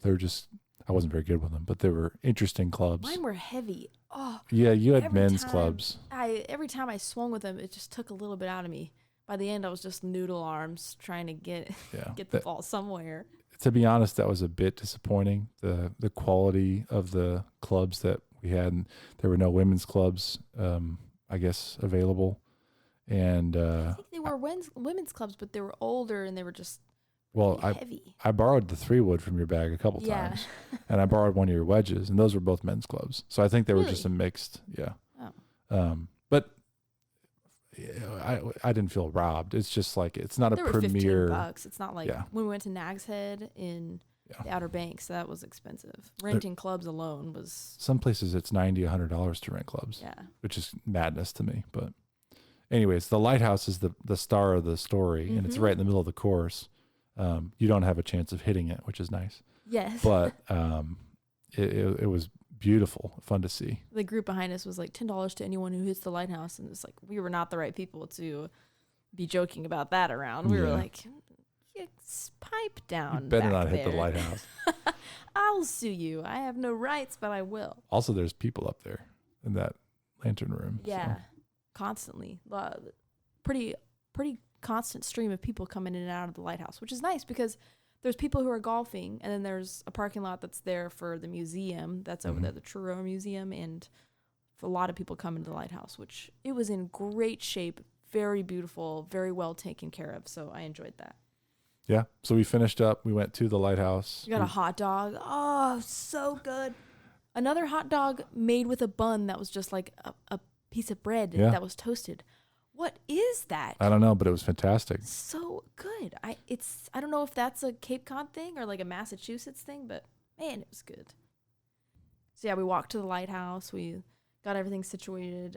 So any pictures we took inside was in our golf outfits, but it was $8 for a guided tour. They just kind of told you a little bit about the history and then let you climb up there. Go up to the lantern room, which is nice. It was hot. And there was like 60-something stairs, so it wasn't too bad. It wasn't bad. Nothing about it was really strenuous, but it has 2 ladders, one real ladder, one set of stairs that's basically a ladder. Mm-hmm. So it's kind of tricky if you have any mobility problems. But I took a picture because I just kept watching Vince having to go in and out of these tiny holes in lighthouses. I have a couple of pictures. Every time I went through a lighthouse, he was having to squeeze through tiny. They're pretty small. Yeah. Can you imagine rushing up these stairs, like if you were a keeper in the past? And kind of. I mean, people used to be smaller, honestly. As a person of my stature in the 1800s was very rare. Right. Because nutrition wasn't the same. People died, whatever.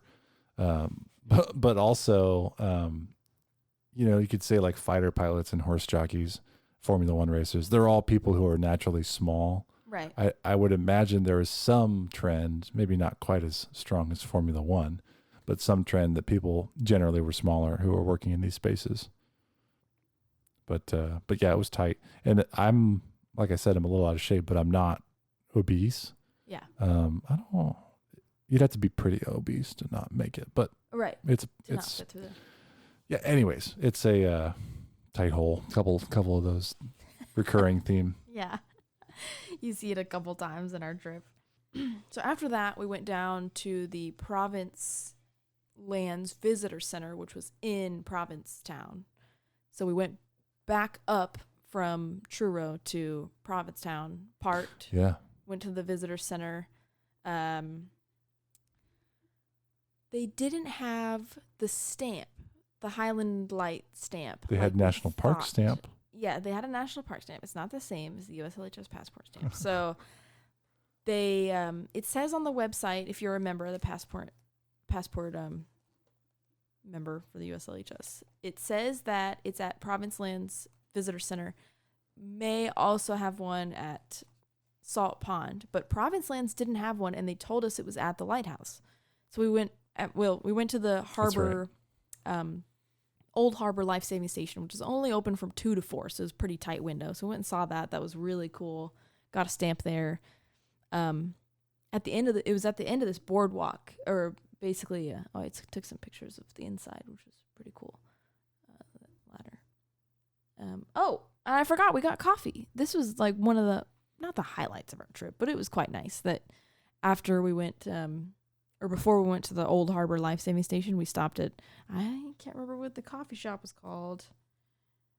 But we went to a coffee shop and got... I didn't get coffee for some reason. Yeah, you did. Salty Bee. That was a different time. No, it was before that. Remember, because I had to poop.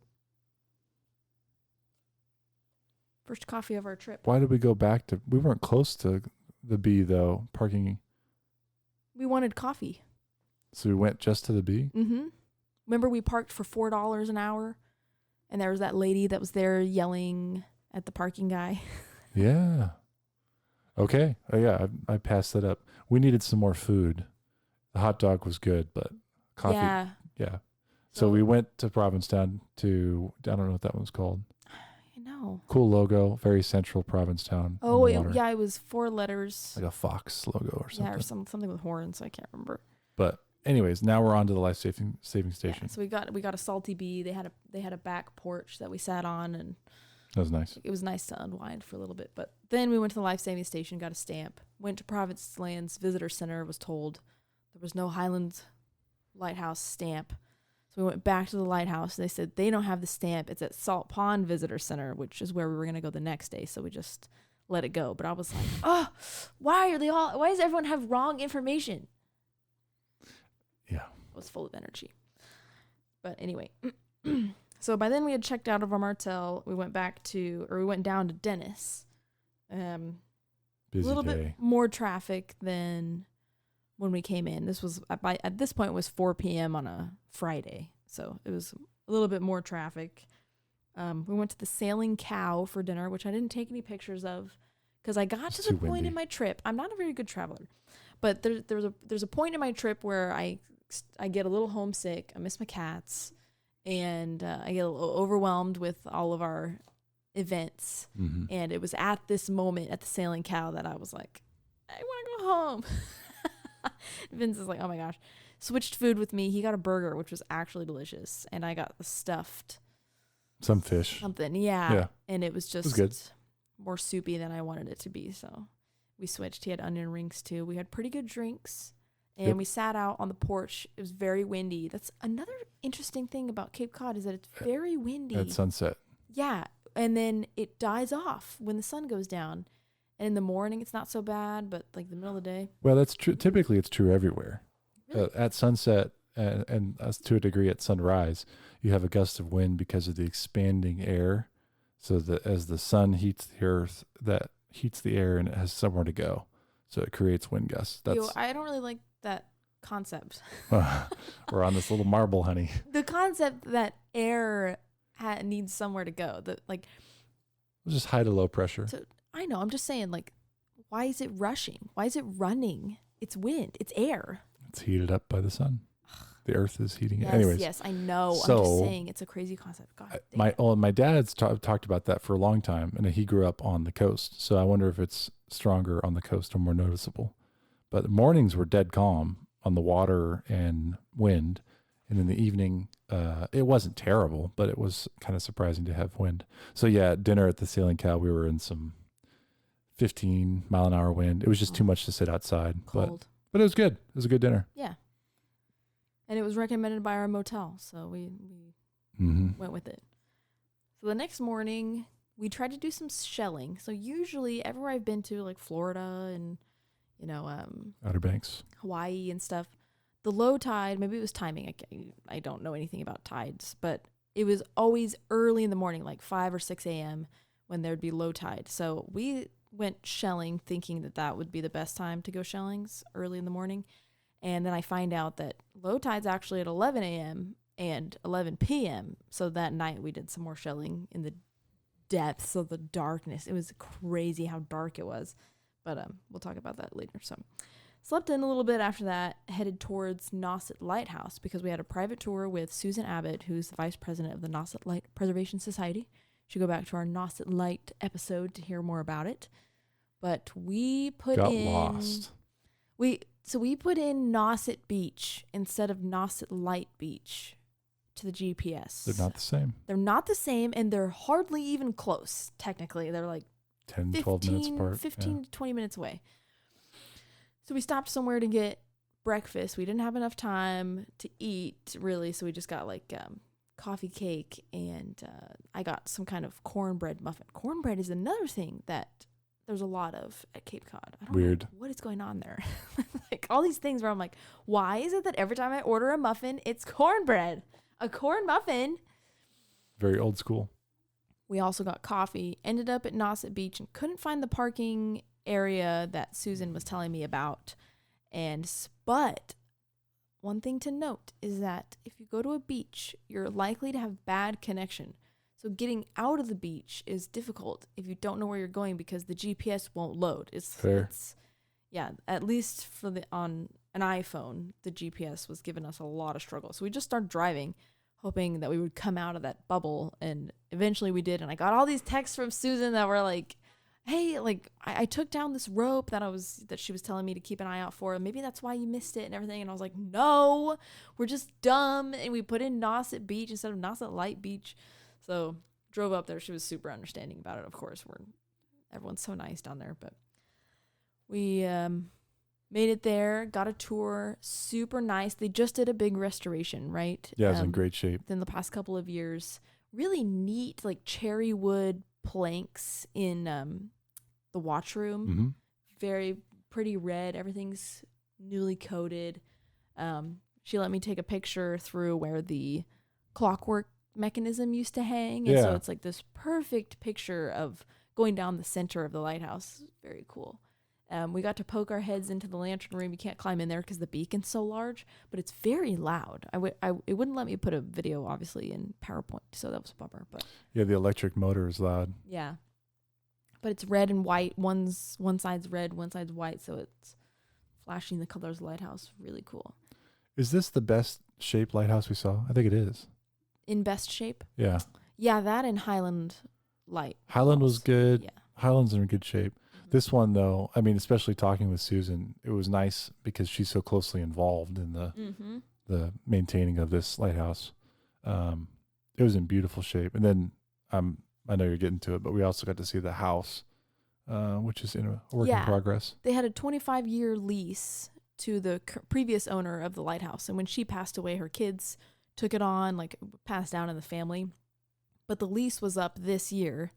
And so they're fixing it up so that they can lease it out as like to tenants. I'm pretty sure that's right? Yeah. Okay. Visitors. So she took us around the keeper's house, which was awesome because nobody used to be allowed to go in there. So it's probably one of the first people who got to be taken through and take a look at it. So in the basement, they had the original library. Yeah, Lighthouse Library, which they used to bring the whole thing, right? Yeah. Full of books, and it would just like pass between lighthouses and like it was a Coast Guard thing, wasn't it? Yeah, it was the books that were selected by the Coast Guard, the military, for the keepers to have access to. Yeah. So it was information that they needed to know and have access to, and probably also some. I think the Bible was in there. Yeah, some fun stuff. Some entertainment too. Yeah. Really neat piece of woodworking though. So the original one for Nauset Light was in the basement, which is awesome because it's been in somebody's like their house that they just kept it down there all this time. Really cool. So got to walk through there. It's a pretty special experience for us. And then after that tour, we walked to Three Sisters, probably like 15-minute walk or something, maybe 10 minutes, nothing crazy, but it was hot. Walked to Three Sisters, and then this is when we went to the Salt Pond Visitor Center for stamps and bought some goodies. And we almost got turned away again for these stinking stamps because people come there for the, what'd you call them? National Park stamps. They have a passport as well. And so they're like, here's the stamps. And we're like, it's not these stamps. For anyone who's wanting to do the Lighthouse stamps, they're not the National Park stamps. The Lighthouse ones are usually in like a baggie or like a bin or something that somebody has to get out for you. It's not like the National Park ones are laid out so you can come and stamp it yourself without having to talk to anybody. But the Lighthouse ones are a little different. So we had to go back and got some good stamps. They have, at the Salt Pond one, they have Three Sisters. They have Nauset Light. And they had something else that we got. I don't recall. I know, I can't remember.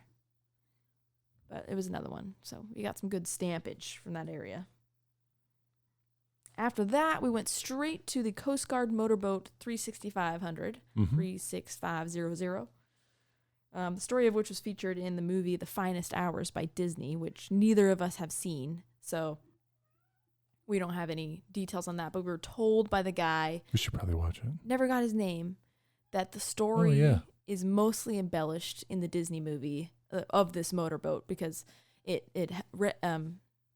partook in a rescue mission for a couple of sinking boats.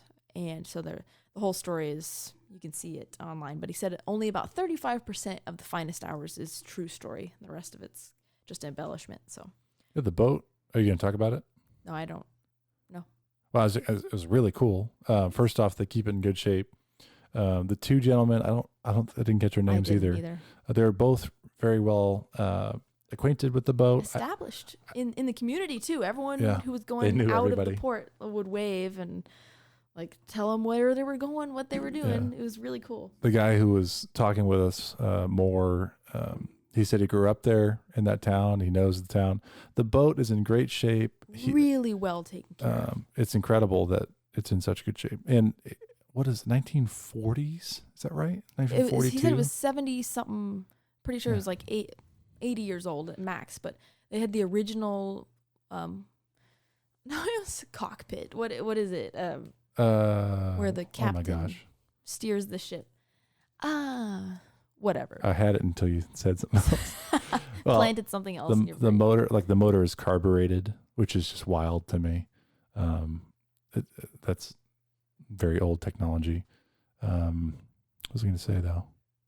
Oh, it's about to go into a museum. Right. So it's like your last couple of years of being able to actually step foot on it while it's in the water. Yeah. I mean, we see, like I told Emily, it's cool to physically, like you said, be on the water, in the boat. I can touch anything I want to. It's kind of risky, I guess, for them, but like I'm a part of this historical thing, and soon there's going to be a rope, and you're not going to be able to touch it, and you're going to look at it in some hall. We were just walking all over, climbing around the side. Yeah, yeah. I got to climb into where they kept the people that they were saving in the boat. They kept it where there's I got a good picture of that. Life jackets and everything, but I got to climb in there. That was fun. Pretty crazy. We got a stamp there too. There's a little hut right outside of this boat where you can buy memorabilia and goodies and stuff. Betty? Patty. Patty. Hamilton, I believe, her last Patty name. was an OG gangster. She was awesome. She was very cool, very nice. And she helped us out with the stamp, and she was running the shop there. The gentleman that, I can't remember his name, but that talked with us said, oh yeah, that's Patty so-and-so. I think he said the daughter of somebody. Like a but one of the captains, or I know, it's not a that I bummer. didn't care. It's that I was between saying hi to both of them. Yes, we were in between. We were Yeah. walking out and we were getting baked by the sun. Vince, before we got out of the car, was like, "Do you think I'm going to need sunscreen?" And I was like, "Oh, you won't." But we were just, blasted by the sun the whole time. I always need sunscreen. So I was getting pretty toasty. And I was like, "What? Where? Who? What are we doing?" But Patty reached out to us on our website afterwards, said she followed us, and we appreciate that. So, Patty, if you want to talk about your personal history, let us know. Yeah. Be cool. It was nice to talk to her at the end. That was pretty cool. Got her stamp. Then we went to a grocery store. By this time, hadn't eaten lunch. We were starving. Went to Shaw's, and we got pre-made salad and sandwiches. We are pushing it on this trip. That's what I'm talking. Like, when the amount of notes that I take, we really. This is a note also for this trip that I have learned, is that I was very excited when I made up the plans for this trip about the stamps. So I made it all about the stamps. That I we mentioned were that. going all over the place, here and there, everywhere, just trying to get all these stamps collected. And it's not a good idea for a trip to do that. It's just, you really gotta, I don't know what needs to be different, but it's not that you need to spend more time somewhere. It's that you go less places and you immerse in specific things that you're excited about, not just to collect a stamp. Even though it's an awesome idea. I brought it up early on our planning. We talked about this. I think we can. Yes, I remember. And I was like, man, like, because I planned a trip where you're going to see, I think, 3 lighthouses. Yes. And to I know, me, and I was like, no. I'm like, 3 lighthouses? Like, how often do you see 3? And you're like, well, I'm going to see all these. And we look at Cape Cod on a map, on the lighthouse map especially. There's a lot of lighthouses out there. And lightship and life-saving stations. Like, cool stuff. And that is the reason we went on this trip. Yes. However, it's a lot. Now, was if you a want to lot. do a lighthouse trip, this was a good lighthouse trip. And in between, we got to go to the beach. We played golf. We had all this good food. There was a gay parade. All these things that we didn't plan on. In my opinion, that the were lighthouses. first few days, the first 2 to 3 days were perfect to me. I really enjoyed it. I'm a homebody, so I'm one of those people that I get to my home base, which is like usually a motel, hotel, Airbnb, or whatever, and I want to spend some time there recuperating. And I didn't do that on this trip. We went back to like change clothes or shower or whatever, but I wasn't pining to be laying down with a book or, with my friends show on. There's adventure out there. You gotta go. I was excited about it. And then I think it became overwhelming the last couple of days where I should have planned this differently. But the first couple of days I didn't feel that. Well, we could even, in the future, it's the same thing. Listeners won't know, but my dad and brother, we talked about going on motorcycle rides. If you can afford it, build a day in the middle where, for us, it could be golf or something, but go to a movie, like something you don't do on vacation, because I'm all the way out here on vacation, but something that's relaxing and familiar, or just, cook one meal at your Airbnb. Do something that's not right. That would have been nice. Outgoing places. Yeah. But I could keep up with this trip with the help of lots of carbs and coffee. Lots of good food to look forward to, I feel like. We peppered in all of our busy days with good food. And the one day that we didn't plan it was after this boat event. So we must have gone to the grocery store before we went to this motorboat, because Shaw's, yeah. Oh my gosh, there's still so much of this day left. It's unbelievable. So we went to a liquor store after we got our food. Oh yeah, next door to the groceries. We got more powerful sunscreen, learning from our burnt neck incident that we need more powerful than 30. 70 at least. We got 70 plus is what we got. And we got, this was another interesting thing I forgot to mention. I found a devil's purse. So Devil's purse, I found a devil's purse, also known as a mermaid's purse, on the beach, and I left it there. What was I thinking? I got a good picture. No, I'm bummed, because every time I go somewhere beachy and there's a plentiful amount of shells, I collect some and I make a wall hanging of like a gradient from white to black, some color in the middle.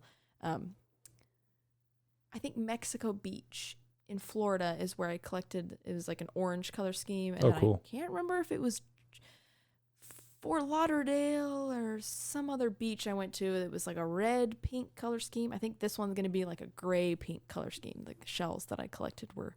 But I found a devil's purse and I put it back, and I didn't really consider my wall hanging when I put it back. So I thought about it the rest of the trip, never found another one. So disappointed. So I ordered one from somebody who lives in Rehoboth, Massachusetts, which is probably like an hour's drive from Cape Cod. So she may be collecting the devil's purse that I got rid of. That's so funny. Such a bummer. But Vince got Devil's Purse Brewery IPAs. It wasn't an IPA. It was a Kolsch. Kolsch? Kolsch. SCH. Okay.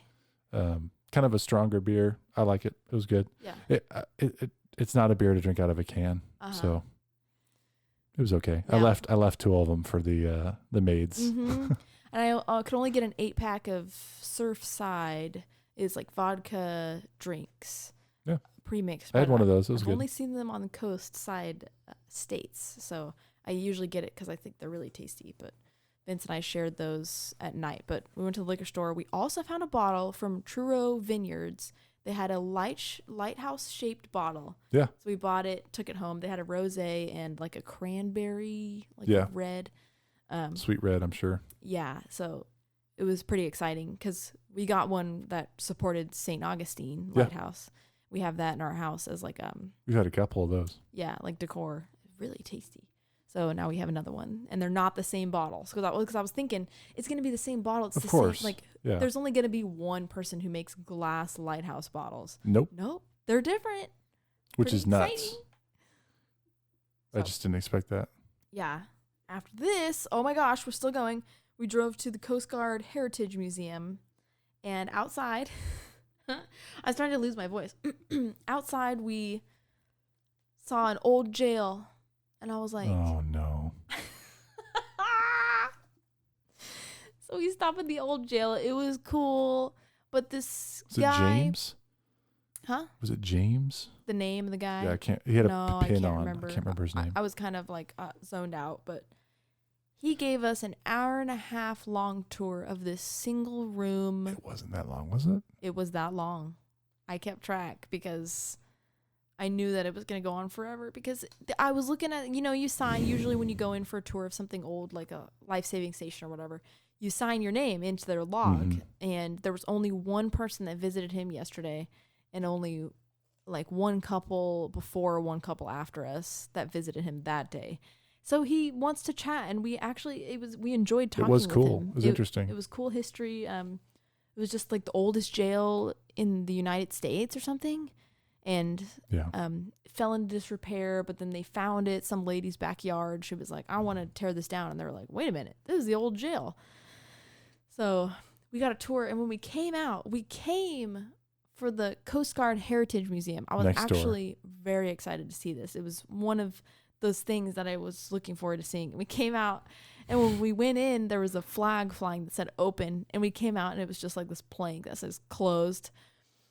I nearly fell to my knees in disappointment, because somewhere in it, I'm thinking it was spiritual. At 3:00, I had a feeling. I was like, it wasn't even a full thought, but it was like, this museum could be closing because of this guy talking so long. And I was like, hours are weird here, and it was a Saturday, so I didn't really know the details of when it closed. But I'm telling you, I had some kind of like intervention that was an attempt at happening that was like, it's closing. And I was like, I gotta listen to this man talk. And we walked outside of the jail, made a little donation, and then we're walking towards, you had already seen it, but I hadn't seen it yet. And the gentleman who must have been the volunteer for the Coast Guard, or whoever's working, he goes, well, I hope you're not coming to see to see us or something like that. And I was like, we were just like, well, yeah. Oh no, I see you closed. As I'm looking at the sign swinging. That was the first time you saw it? Yeah. Oh my gosh, I'm surprised. I was like, oh, I must not have been speaking coherently, because I don't think you said anything. Oh no, oh. And like, or maybe I thought you were joking, like, oh, it's going to be closed or something.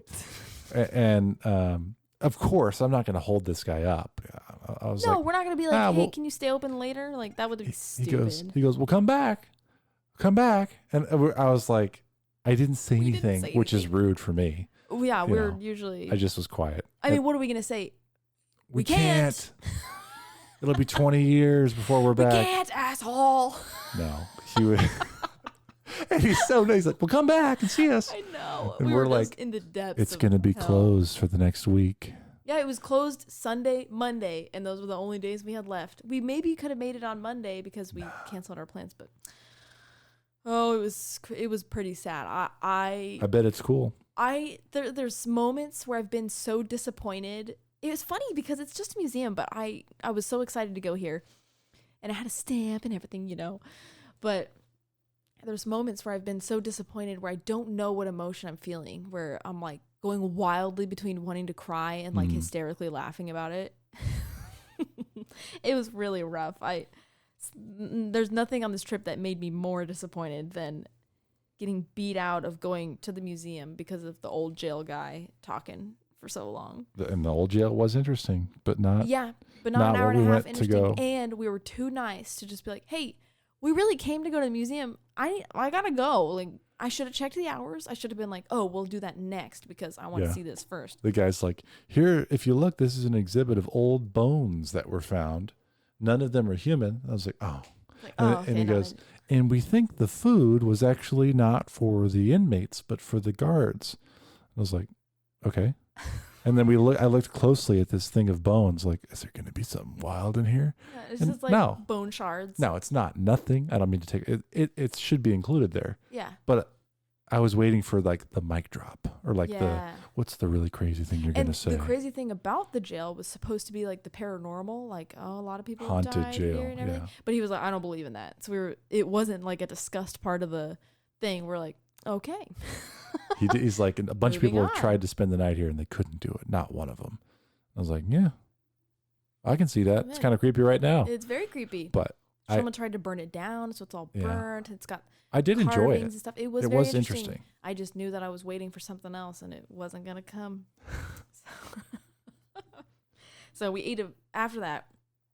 We got recommended a couple times to go to the Matakee's Wharf restaurant. Yeah, what the heck? Everyone was saying that. Everyone. And it was all local. It wasn't like the Sailing Cow where it was like a pamphlet where they're like, eat here. They probably have some kind of something. Yeah. Some monastery. But so we were recommended to go there by a few people. What are you smiling at? I don't want to ruin it. I think we missed something there.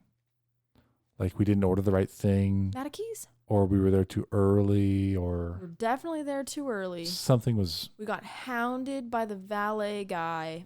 We didn't deserve it. Listen, guy. Listen. I've got a shitty Nissan rental car with a tire that's all scuffed from some curb. I don't know who Somebody did that. I don't know. And I'm like, I think you said it. I was like, oh, you're right. I don't think I can let anyone else drive this. Yeah, it's a rental car. And now he's a valet. It would be fine. He's trying.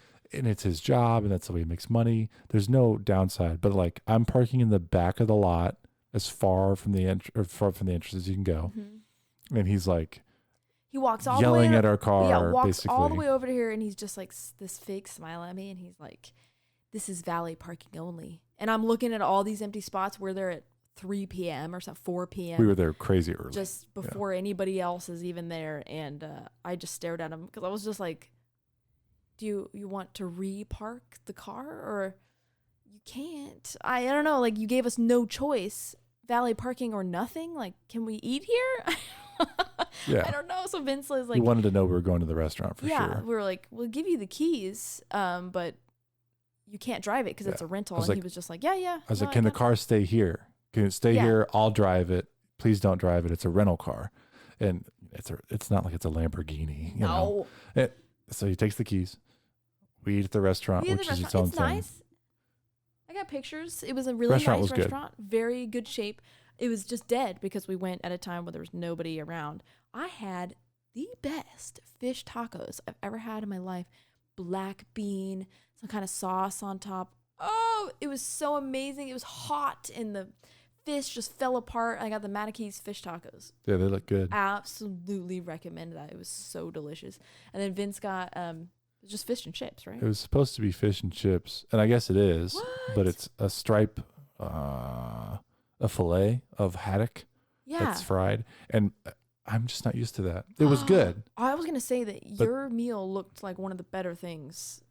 That it was just like perfectly fried, crispy, hot, delicious. Didn't have a lot of flavor to the haddock, but it wasn't bad. I'd be happy to have it now. I'm raving about the food. It's just some of the best. I thought it was good. So delicious. But we did hear, because we were there at like 3:30, like we Mm-hmm. said, just because it was weird timing. Yeah. But some host was on the phone as we were coming in, and she said, for tonight, too, I think she said 90-minute minimum wait. Yeah. And I was like looking around. I was like, I know it's 3:30. I was like, what are you talking about? This place seats like 100 people, 150 maybe. Mm-hmm. It's on the water. It's pretty. The food was good. Maybe this is like a lunch menu window. and dinner is like fancier. But anyways, even the folks who told us about the place were like, you might be okay. It's going to be busy. And we're like, yeah, going right now, you'll probably be okay. So, but it was crazy how dead it was from how many people recommended it. But I thought the food was amazing. We got lobster bisque. that was good. Very good. Yeah. As an appetizer. So I'd go back there. we got water because we were like, at this point, we were just hot and frustrated. I just need to bring like a 30-pack of water. I know. We had a really hard time staying hydrated on this trip. Everyone, if you don't know this, I didn't think of it. We should go to a grocery store first. Mm-hmm. When get your sunscreen or you forgot or whatever, get all that, and then get a bunch of waters, probably some like cheap snacks to go between stuff. Grocery stores are hard to come by at the top half of, like, if you're going towards past Wellfleet and stuff, they're hard to come by. There's no big. That would have helped us out though. I was buying water bottles everywhere we went for like Smart Water and stuff. $10. Like I need it. The water, we didn't do a very good job staying hydrated. It was kind of crazy. Anyways, I sound like we went on some excursion. Like we're out in the bush. I feel like we were all over the place. I think we were just constantly so busy. Yeah. Like even I'm at the golf club. I'm in the clubhouse and I'm like, I gotta get something to eat. I gotta get something to drink. Like not like a beer. Like I need hydration. Some water. I need Powerade. Vitamin water or something. Silly. Yeah. That food looks fantastic on screen. Mm-hmm. Yeah, it was delicious. Yeah, the valet guy gave us a little trouble while we were coming out. He forced himself into our vehicle and drove it up to us. I will say that's the only time I've never tipped. Yeah, I haven't tipped a valet. because weren't given he wasn't nice. He was just doing it because he wanted us to pay him, and it was like, no, we said no, you can't drive. I'm sorry. Like, okay, I'm sorry that this is valet parking only, but we want to eat here, and then what do we do? Well, and I've been to nice places where I've seen valets. I've never driven to a nice place. It's always been like taxis or whatever. Yeah. But where they're like parking someone's new like Audi, like a nice car. And this is not that. This is not what's happening, and it's not busy, and it's not some garage that's far away where I need to tip you. I can see my car. We were and trying to walk to it, and he's just like, nope, I'm going to be driving your car up here. And it's like, through the empty spots. And then I understand how important this will be later in the day when there's an hour and a half minimum wait for two people, and there's cars coming in and out of this place like crazy. Yes, you need valet parking. But we didn't at that moment. There was nobody there. Well, and we're a couple of kids compared to the average person that was in that restaurant. People who are renting the boats that they have their own boat, or they're renting a boat, and there's a yacht club next door. I just felt poor. And I didn't feel bad. I was just like, this is not. I was just frustrated by it. I was like, I'm not we don't have. This is not necessary. And then you're trying to like hold your hand out for money, and we're like, please excuse me so I can get into my vehicle. Yeah, it's weird how small of a thing it was, but it felt bad. Felt demeaning, kind of, in some way, like, you don't belong here and I'm going to prove it. It's like, oh man, I just want my fish tacos. It was very expensive food, so it was a wonderful, really nice dinner spot. We were there too early, but the food was incredible. It would have been amazing if we went there planning to spend some money, planning on the valet parking, dressing nice. We were in our t-shirts. Yeah, I was going to say, maybe it was the clothing that kind of set everybody off. I didn't feel like I was supposed to be there, even though no one was there. Like, I don't know. I've been privileged a lot of my life to travel and have nice clothes and nice food and things. So that was unusual for me. Usually I'm like, yes, I am here. The prince is here. But yeah, I didn't have that. Yeah. So after this, it was kind of a disappointing day. It just started out rough with the going to the wrong beach, and then we thought we wouldn't get a stamp, and I was kind of like standing out in the sun, and then this place and the closing museum. So we decided we were just gonna stay in the rest of the night, and we broke out our drinks, and we bought. Where did we buy those? We bought a Boston cream pie. And because we stopped for coffee on the way home. It was called let me see if I can find it, Three Fins. That was a great coffee shop. That was great. I got an espresso with a little bit of stuff in there. Very good. Yeah, so we had Boston cream pie and some kind of raspberry mascarpone from this Three Fins. It was very cute, full of police officers who were just like stopping to get coffee. But it was about to close, so we kind of closed them out there. Got some coffee. It was so good. Really fun. They roast their own coffee. Yep. So they had a bunch of unroasted beans in the back on racks, so it was neat. Went back, and the motel had a fire pit that you could, like a gas fire pit. Mm-hmm. And so we started that up, drank, played card games, ate our little snackies. And then when it was late enough for the tide to go down, it was like 10 to 11 o'clock. We went out to the beach to do some shelling, which there were shells everywhere, just piles of seashells. It was amazing. That was pretty crazy. Tons of dead horseshoe crabs. What is going on at Cape Cod? I saw funny enough, a TikTok that like the next day. No way. That was like, they're not dead. Okay, but that's not true. What? We did not see molted shells. It wasn't shells. We saw whole horseshoe crabs. With all their legs and stuff. Some of them were eaten. But most of them weren't. They were definitely full crabs, though. All different sizes. Some enormous ones, some little ones. Which is weird. Don't know what's happening. No idea. But it was definitely abnormal. We saw them just like at least 10 every time we went to a beach. All kinds of. Yeah. I don't know. It was kind of sad. But it was so dark out there. Even with all of the motels and stuff really close by, it was so dark. We had our phone flashlights out. And if you didn't have your flashlight pointed on something, you weren't going to see it. It was so dark. But I really enjoyed it. We just spent the rest of our night doing that, collecting seashells. I found some whelk egg cases, and Vince found I saw the name and now I can't remember what it was. The very long clam where when it opens, they're crossing each other because they're so long. I got one of those. Lots of slipper shells, but nothing super interesting. No twisty shells. Like I found one whelk shell. A big conch, but it was had holes in it. Beat up, covered in algae. So we didn't keep it because it would have been stinky. Lots of barnacles. So cool. Pretty fun. It was fun. So last day was spent in Martha's Vineyard. Oh, yeah, here's a picture I took of us chilling. He was on the phone with his mom. And I got to pick up a couple of crabs. Mm-hmm. That's how I like them. Little spotty crabs. Spunky, climbing.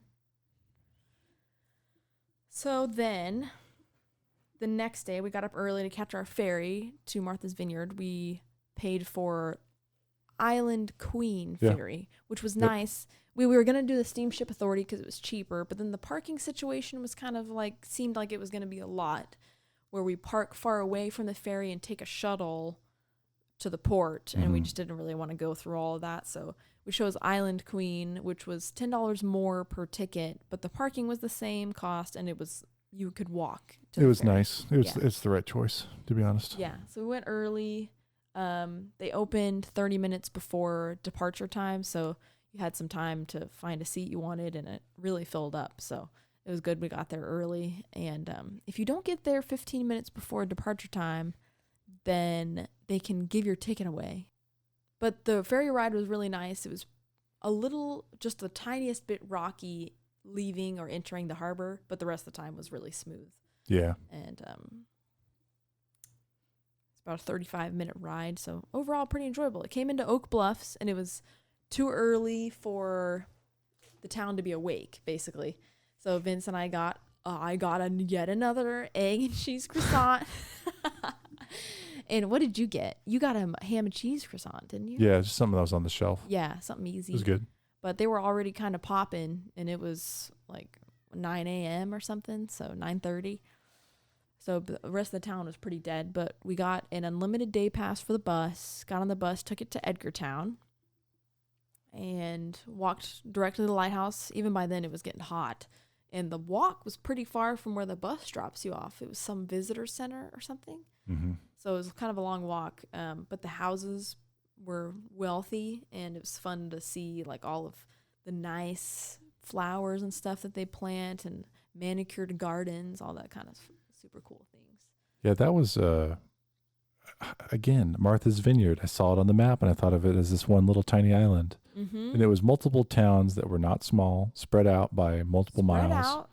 I thought it was going to be one continuous town. I don't know why, but visually looking at a map, you don't think these places are as big as they actually are. The bus was the nicest bus I've ever seen.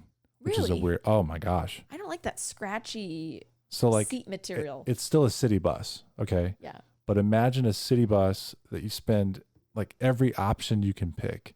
So it's got special like coral pattern. It's got clear plastic hand grips instead of like straps. Mm-hmm. It's got automatic buttons and pull signs on all the opening. It's still a city bus. But it's got nice. LED lights. But it's nice. Well, and that town was wealthy. Yeah. That's that whole Martha's Vineyard. Affluent island with probably high taxes. Yeah. we were drinking coffee. Emily was taking a break. Yes, reading my something. legs were killing me. But I was just people watching. There's this group of women, I don't know, in their 20s. And they were like, no. Just they live there. Or they're visiting their house that's there. There's something like a girl was bringing her friends, maybe from college. I'm jealous. One of the girls goes, and the Valley girl, I would love a coffee and like a sandwich moment. And what is that? That's what she said. Sandwich moment. I don't know. Like she did to get a sandwich, I guess. Because like the girl who knew where they were was like guiding the other gals around. Yeah. And she goes, okay, so there's the best chai is on this corner where we were at. And she goes, that's the best chai. But if you want like a down here is blended stuff. Latte, and then, so she knew the area, which I appreciate. It's not, I don't know why I appreciate that. I just think it's nice she knows. People, not just. But I don't know if she's local. I think that they have a house there. Okay. And they come, I think that's pretty common in Martha's Vineyard, is that they're like summer houses. They come for a week, a year, and or more than a week. They're multiple millions of dollars, custom driveways that are like laid stones. Mm-hmm. It's fun to be a visitor there and see like how much money people have put into their little houses. Crazy. Where like eventually you don't know what to spend money on, so then you get copper rain. Yeah, they had copper copper pipe gutters that were polished. Oh. And I was like, what? Like, yeah. So unnecessary, but it's awesome. Who was telling us about siding? I think it was Susan Abbott. Susan, yeah. She was telling us about how if you're wealthy, your house doesn't have these very recognizable like beach. So white oak? Siding. I can't remember what she said. Some wood. If you think of Cape Cod, the shingles. If you think of Cape Cod like a beach house, you'll think of those shingles. Yeah. The gray kind of tattered. Separated. They're like 6 inches long each one, and they just cover all the sides. And she was saying, if you're wealthy, if you have money, then the front of your house has not those like straight siding, straight ones. Yeah. And if you're really rich, then the whole house is covered in the straight ones. And there was a mix, but there was no fully shingled houses. So it was funny. She gave us like a way to tell that we're like, oh, hey. Look, like a historical nod to having money. Not just like today, what's the best siding, but like what's the style of wealth? How wealthy are you? Like, on Martha's Vineyard. So you have to boat out materials to that island to build a house.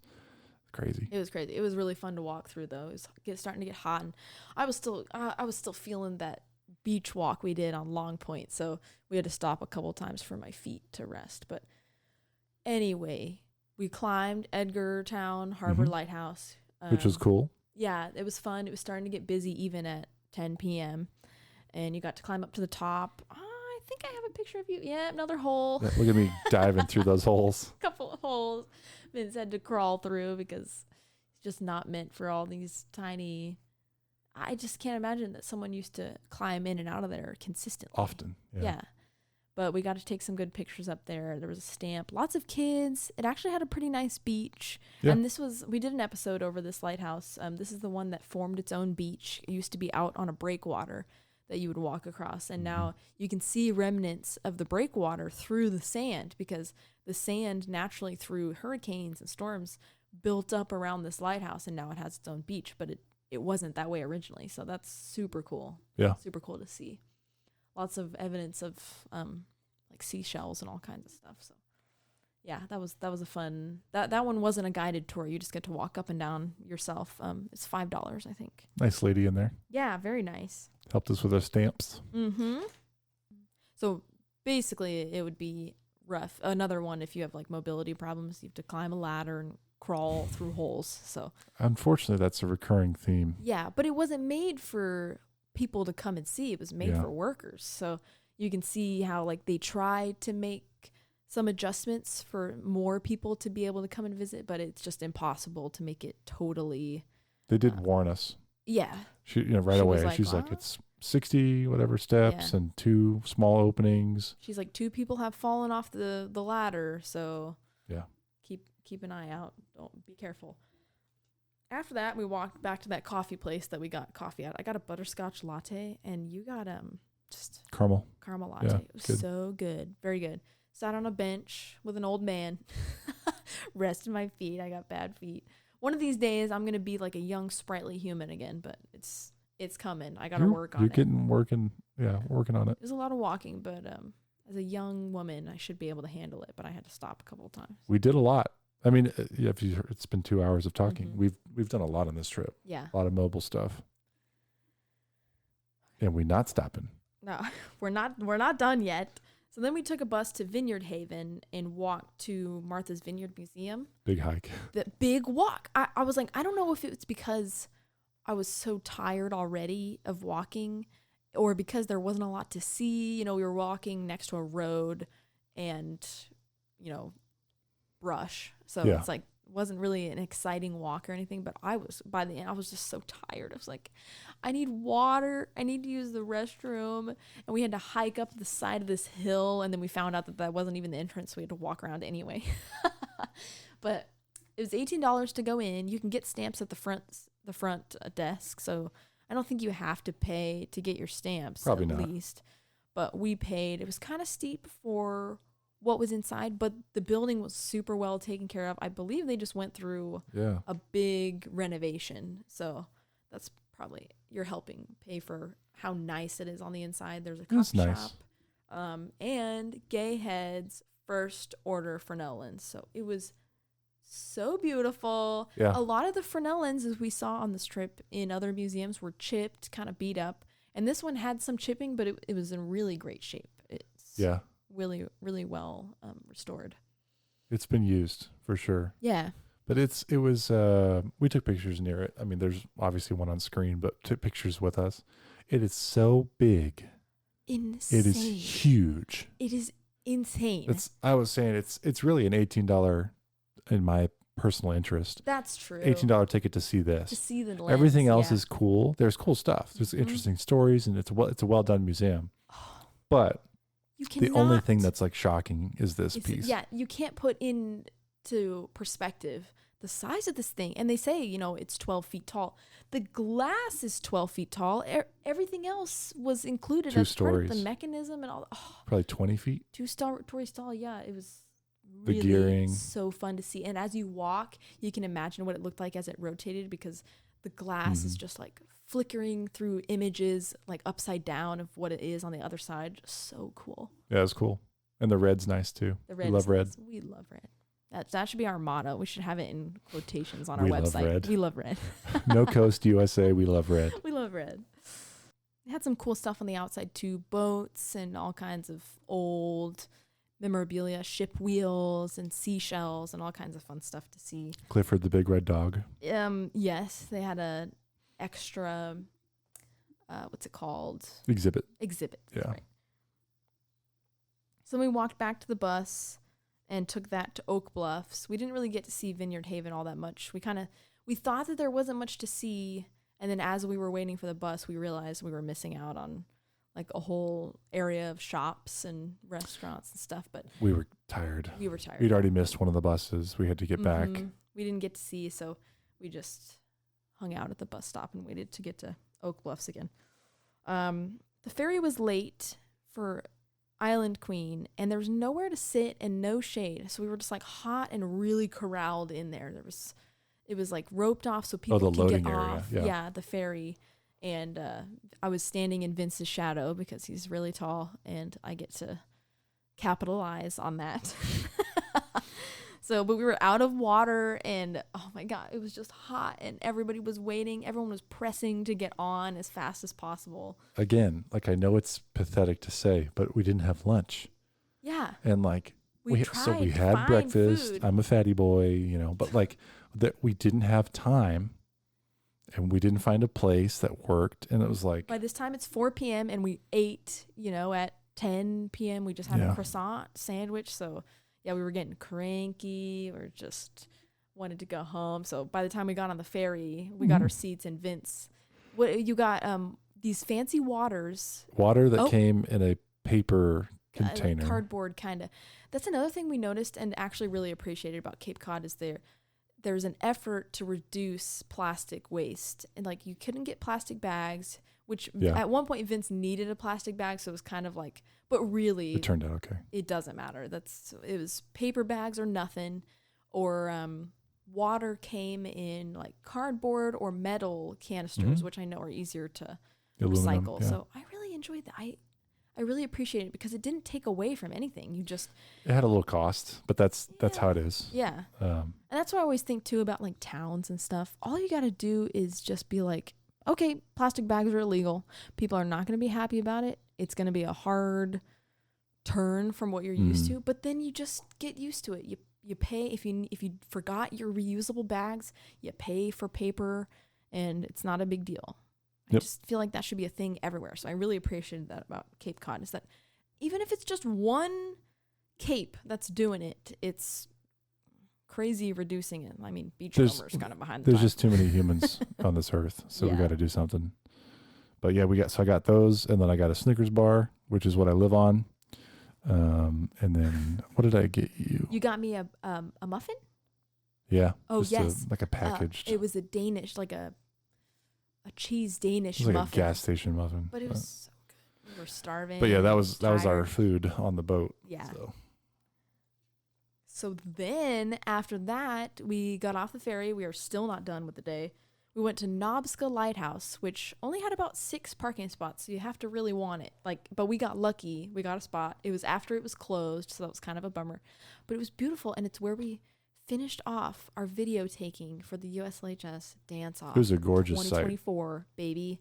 But yeah, beautiful we area. did a little ballroom dancing to finish it off together. Did any pictures? Yes.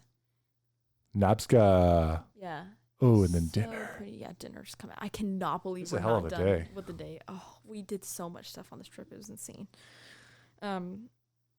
So another thing is Vince, obviously the Snickers bar is not going to hold him over till dinner. So we're desperately looking for Oh, man. Desperately looking for pizza. We get my coffee at Starbucks, which I didn't really need, but I just wanted something. And we were just looking for a place that would just have a slice of pizza for Vince. And he comes back and he's like, I just want something for me. Listen, I had seen several. It's like a dozen pizza places that are like by the slice. Had slices. And I'm like, Boston, maybe it's a pizza town. I don't know. I think like New York is, so maybe Northeast, they have their own, like maybe Boston has a pizza, Chicago's got pizza.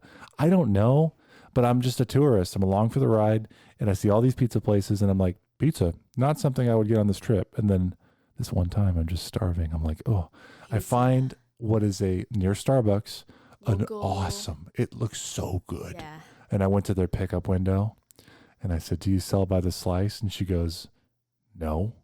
And I was like, how long would I have to wait? I asked how long would I have to wait for a pizza? She goes, 45 minutes. Like, I'm the asshole. Why are you irritated and I'm like, me? I'm starving. I'm just like, all right, thanks. And I walked away. And that was when I got in the car, and I need something for me. I just want something for me. Such a bitch. But yeah, I mean if we had another day, honestly, that pizza place looked like a legit spot, like a sit down, and whatever. It is what it is. Turned out fine. Yeah, and after a long day of spending out and about, we hadn't eaten anything since breakfast, which was just mind-blowing to me. It was a disappointment, but we just made it home. It was like a 55-minute drive or something back from Nobska. Took a shower, walked to Ocean House for dinner. I wore my fun shoes. I didn't take a picture, or I didn't put a picture up here of my fun shoes. Got some pictures of your shoes. Got them from a regular choice. They had life, like the life rings on them. Mm-hmm. And they were high platform sandals, very cute with my white dress. But they ate up my feet. Oh, the walk was 5 minutes. Yeah. From quarter mile. What was the hotel we were staying at? Seashell Motel. Seashell. Mm-hmm. Oh, they ate up my feet. They were just hard plastic. They weren't broken in. They were a little too small. I should have sent them back, but they're irregular choices in the UK, and they're very expensive shoes. So I just suffered through it. But the view from Ocean House is amazing. It's very expensive. So people are dressed nice. The waiters are dressed nice. Everything's white. And, you know, the rest of the restaurants we've been to have been very beachy themed. So this was kind of nice that we were in a really, really nice restaurant. Yeah. I mean, we dressed nice. It was like about 150 per person. Mm-hmm. So like people there with their kids. I'm just like, huh? And at one point I was that kid. That's what I'm saying is I've been spoiled growing up. Yeah. At one point it wouldn't have been a crazy thing for us to go there on a vacation. And now that I'm paying the bills, I'm like, how are you doing this? What job do you have? What are they ordering? What should I invest in? Tell me, real estate? Yeah. So, and I don't say that bad. I had a great time. It was worth it. It was a beautiful meal. Views were beautiful. We got, I don't think the drinks were not the high point of. Which is crazy. Yeah. They were all a little weird. Your old fashioned was good. He got a classic old fashioned. I got some kind of dragon fruit gin, something. So it was just really, really tart. I didn't really drink much of it. But for appetizers, they had these shrimp and lobster corn dogs? Lobster corn dogs. Bro, it was so good. And it wasn't just because I hadn't eaten anything. It was just so delicious. And then I got lobster ramen, basically. I have a picture of it up on there. Mm-hmm. So much. There was a full lobster in there. Oh, I forgot about this. Lots of people were ordering like steamed lobster still in the shell. I don't know what it was, but it was their whiskers. The lobster's whiskers were all like curled extended from the steam, and it's like their head is still on there, and I was just like, oh no. You know what they did? You know what was happening? What? They cut off the heads and they presented it in the center of the dish as a presentation. Yeah. I actually talked with my coworkers about this at lunch. No way. So I told them it bothered you, and I was like, what other head do you serve? I was just more pitying, like something about their little whiskers just made me so sad for them. I was like, oh no, the lobsters. Like I guess I just prefer my animals to not obviously be no faces. What it used to be. Yeah, like shred it up, give me a full lobster in my ramen, but don't give me the head where I'm like, oh. Yeah, and that was probably a $100 plate. Yeah, that was the expensive. Something really fancy. For sure. The 2-pound like Maine lobster. Yeah. I'm sure it was. Yeah, they had. My dad's even more extreme in this. But if I'm reading a menu and all the drinks are like, oh, you had me, and then you had mint pepper sea salt in a drink, and I'm like, no, it was an old fashioned. Don't add mint pepper sea salt. What are you doing? Like, or there's a pasta. And yeah, it's you're like, what's Thai basil? What's Thai basil? Yeah. Is it hot? Is it spicy basil? Well, and then there's like it's like seafood Alfredo, and it's got Gucci sauce. And I'm like, what's the shit is Gucci sauce? Should I know that? Am I poor? I just had to go on a little walk to calm down. It's honestly, I was like, what is this? I was so excited to go to this fancy restaurant. It's our last night there. Mm-hmm. I'm paying the bill. It's a big deal. And then I got this long list of weird ass drinks. And I'm like, can the bar make an old fashioned with bourbon? Like a normal, like not to be, I don't think I was rude, but I was like an old fashioned with bourbon. No, you weren't rude. And she's like, yeah, we have, and she named a couple bourbons. She started with Blanton's, which would have been like a, what did you get? $60 drink. Angel's Envy. I got Maker's Mark. Okay. Which is their bottom bottom shelf, it's not a bad bourbon, but it's like, here it's nicer. Yeah. It's middle of the road. Anyways, it was a really good meal. I can't even tell you what I got. Forgotten. What did you get? It was a pasta, I think. No. Because they added shrimp to it. Oh, it was a ravioli. Yeah, that's right. You got a ravioli with them. Lobster ravioli. She said, "Is 3 okay?" When you asked to add shrimp, and you're like, "Yeah." Yeah, because adding 3 shrimp was $20 or what something. am I? Yeah, like, are you asking me if I want to double it, or are you asking me if I want 1 more shrimp? Like, what are you asking me? Outstanding. Bring me 12 of them. It's funny. I want 14 of them right now. 14 of them right now. Do you know what you're eating? I don't want to know. I don't know if we're like not made for fancy restaurants. It's not that we're young, I don't think, because something about it, I just feel out of place. I feel comfortable, but I'm definitely like, I'm not their usual people coming in here. Well, I think it's all perspective. Like, for example, I keep saying that I had a privileged childhood. I got to go cool places, see cool things. How much do we have on that thing left? 23. 23 minutes? Yeah. Wow. We'll be okay. We have we're running out our SD card on our interface. Well, continue. I'll just be brief. But I've been spoiled. I've gotten to travel. But I grew up in a smaller town in western Kansas. Mm-hmm. So like going to Colorado and California to see my family and Chicago to see my sister who was in school. Like I got to go to nice places. So I have friends now today. We're in the same socioeconomic circles. We have the same type of job. And I am like, come on, get an appetizer. Come on, get a cocktail. We're out for dinner already. Spend your money. We're already here. Spend the money. But that's their prerogative, of course. Yeah, and they probably have a lot more savings than we have. They probably do. And then you go here, and I'm like, man, there's a whole nother level.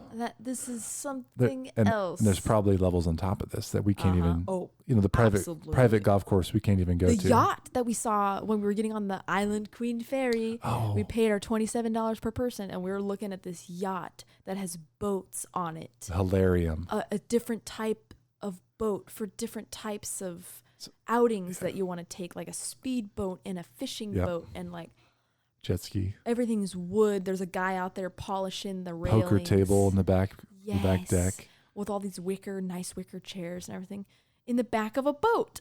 We were just staring at it, waiting for the ferry to take off, and we were like, "Huh, and that's somebody's boat." Everybody around us is like, well, I'll just take that thing and live on that.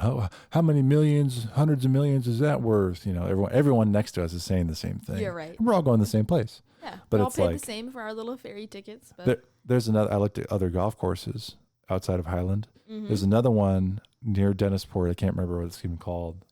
One of the guys I talked to knew about it, but it was $1,600 per night to stay there. The cheapest room. The cheapest room. And room. The cheapest room, $1,600 a night. A night. And you can golf. I think to play 18 was $350 if you were staying there. Mm-hmm. What? And it's a golf resort. Like that's what you do there. There's also boats and a pool and a restaurant. It blows my mind that they charge you more than just your room to golf somewhere that's obviously for golfing. Yeah. Like what? Now I don't say that. Oh, you said they like need a caddy and everything. Yeah. If that's part of the fee is a caddy. Sorry, I don't know anything. And I've only played once with a caddy, and I was paid for by a different company. It wasn't my bill, but I think you tipped $100 for the round. Probably even more at this place. And that was in Kansas somewhere. Yeah. So maybe people are listening and they're smiling like, oh, these children. Yeah. But like, hey guys, we're by no means wealthy. Like we loosen the purse strings to spend $100 like at a meal. It's a big time for us. We're excited to do that. But it was a lot of fun. Yeah, and then we got desserts at the end. I don't know what we were thinking, but we each got a dessert. I've never been so full at the end of this meal. I got coffee creme brulee. Yeah, you got a whole apple pie. Blueberry apple pie. Ice cream on top. With ice cream that was made from local honey. We were living the dream. Then we walked back and I got these. I'm still sporting the scab from one, but I had just beastly blisters Yeah, on my toes. she skinned her toes with these shoes. I've got to post a picture of these shoes. They're like hard plastic. They look like they're not meant to be worn. They've got stuff all over. They're 3D. Dang it. Like, yeah, if you look up a regular choice, it's made to be tacky, just really out there shoes that people don't wear out. And if a regular choice or the Ocean House wants to sponsor us, please reach out. Yeah, because I've spent a lot of money on shoes. I've spent about $500 on their shoes now, and nothing. They're amazing. Poor people. It was worth it. I know the walk was painful and it was slow because I was bleeding out of several places on my feet, but it was worth it. I enjoyed it. So then Vince floated the idea that we cancel our walking tour in Boston the next day. I knew we weren't going to go. I just jumped all over it. I was like, yes, cancel it. So we just ate the cost of that. We were going to go on a walking tour, Revolutionary Road to Revolution or something, where we would see like Paul Revere's house and like a lot. It would have been really awesome. It would have been great. But my legs, I was kind of over the walking, especially after Martha's Vineyard, having to take breaks and stuff. A 2-hour walking tour didn't sound like I was going to make it. And we also got warned off of it by the old jail guy who was like, oh, you're wanting to drive there at that time? Like, oh, I wouldn't recommend it. We're like, oh? Yeah, it was on a Monday. We don't know. And our flight was at 4 p.m. Yeah, and he was like, oh, good, you have a later flight. That's good. And we were like, well, we're going to drive early to we're going to go into Boston. Walking tour. And he was like, oh, I wouldn't suggest that. And we were like, what? Yeah, we don't know. He probably had a good point. I assumed Monday would be like a safe day, but he said that like people extend their vacation, their weekend, and then drive up back to Boston Monday morning. There was a time. I remember it was 12:36 p.m. So it's noon, and there was stopped traffic. Yeah. On a 6-lane highway. That was on the way, right? Yeah, and I was like, wait. For a minute, I thought it was rush hour, and I was like, no. And then I was like, and I'm from a small city, so now I'm like, oh, it's lunch. Like people are going to, and I was like, but we not on a highway. In the middle, in between. It wasn't like we were in Boston during rush hour. That's just how busy it was is. In between. There's just that many people. Cape Cod. Yeah. So we canceled our little walking tour, slept in. Yeah. Went to the beach for a little bit. Vince finally got in the water. I did. Why are people not swimming? Yeah, no one swims in Cape Cod. Nobody. I saw 2 people in the water total. On all the beaches we went to. Nobody swims. Is it sharks? Is it seaweed? I don't know. Is it cold? I don't know. It didn't feel that cold. It wasn't cold. It was colder in California, I think. It was cold in Rehoboth Beach when I went. It was Delaware? Yeah. Well, but that was earlier in the season too. Well, by a week. Oh, really? My brain is broken. I was living it up in August. I was living the dream just all over the place. Yeah, people Lighthouse didn't swim. Central. But yeah, nobody swimming. It was interesting. So Vince went and swam. I got my pants all wet. So then we pinned them in the windows, flapping outside of the vehicle. And we had them just spread out on the hood of our car. We decided to do some lunch at Cafe Chew. Oh, yeah, that was good. In Sandwick. Yeah, we stopped on the way, in Sandwich. Sandwick is the inventor of sandwiches. We looked up, we went down a rabbit hole of research on where sandwich came from. Did this town come before the sandwich? And the answer is yes. Yep. That the 4th Earl of Sandwich came up with the sandwich. Yep. And it became the thing. And the town was originally named Sandwick, I believe. Anyway, basically sandy place is what that means. So yeah, we looked all deep into it, and then we got sandwiches at Cafe Chew. They were fantastic. Yeah, I had a grilled ham and cheese, and it came with chips. Oh, I have a picture right here. Cafe Chew sandwiches. It doesn't look as good as it was, to be honest with you. Well, I took a picture after I had digged in a little bit, but and from the top is never as good. You don't get the layers. But it was really delicious. They had a fun system where you get like a reservation card to reserve your table, but then you go order at the counter and they bring it out to you later. So everyone is super friendly. They're good really at tourism. Nice. Well, this place, they're ready to manage tourism. And this meal wasn't over $100, so we could appreciate that. Hey. Lots of bees wouldn't leave me alone. Just a classic theme of the trip was bees landing on me, and I'm like, Vince, there's a bee. But I kept my cool. all calm. Always. So then we drove back up, returned our rental car, and spent a lot of time at the airport. Flight was delayed. Did, yeah. I read my entire book on this trip. Made it home, back to work, back to We got paying off those Whataburger bills. on the way home. What a burger. That was good. Good to be back in America. Home by 9 p.m. The cats were very excited to see us. We had someone checking in on them, but missed them. I get worried. They're our biggest fans. Yeah. They don't listen to our podcast, but they're our biggest fans.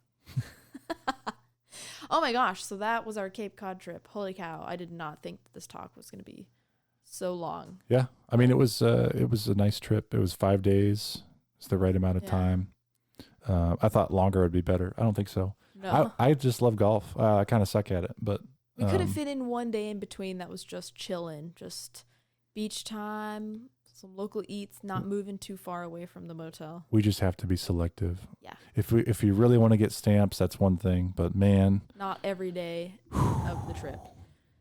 or just in the future, just stop and take a picture if Yeah. you're driving by one and you don't have time, and then you can send that in to get a stamp if you want. Most of them are mail. You can mail in your stamp, get But- mailed stamp. So We are the Lighthouse Lowdown, so we did Lighthouse things. yeah, we and went all out. It was so worth it, but it was definitely exhausting. Yeah. So I'm on the fence about whether or not I'd go back, just because I would have to make it a different experience than what we did, which lesson learned. You did warn me, and I was all in on stamps, but we had a great time. We did it. Loved it. People were so nice. Traffic was not as bad as I thought, but it was definitely like being in a tunnel the whole time with the trees and everything. But yeah, this is fun. I enjoyed taking notes of my trip. It wasn't, this is not a vlog. Yeah. It's not a vlog. We No. didn't do it. PLOG. This is a PLOG. Guaranteed, though. Podcast, vlog. Guaranteed, we are going to do another episode on lighthouse tourism. We're getting to be some of the youngest lighthouse tourists in the world. That's what I keep hearing. Yeah. So we'll take you along for the ride. Yep. It'll be a good time. We got to get some sponsors. If you got this far, thank you so much for listening to our PLOG. Hey, you're one of the MVPs. Yeah. We actually love you. But yeah, if you have something you want to hear about or talk about, please reach out on our website or on YouTube, Spotify, Amazon, Apple got it Music, all. all the places. So Check out our Instagram at the Lighthouse Lowdown. We get a lot of messages through our website, lighthouselowdown.com, which is like a pod page thing. So you can send us messages through there and leave us a review if you enjoy listening to this episode or any of our other ones. We love to get reviews. let's do it. And we'll catch you next time on the Lighthouse Lowdown. Meet me at the Lighthouse. We'll share our stories. Pass the time.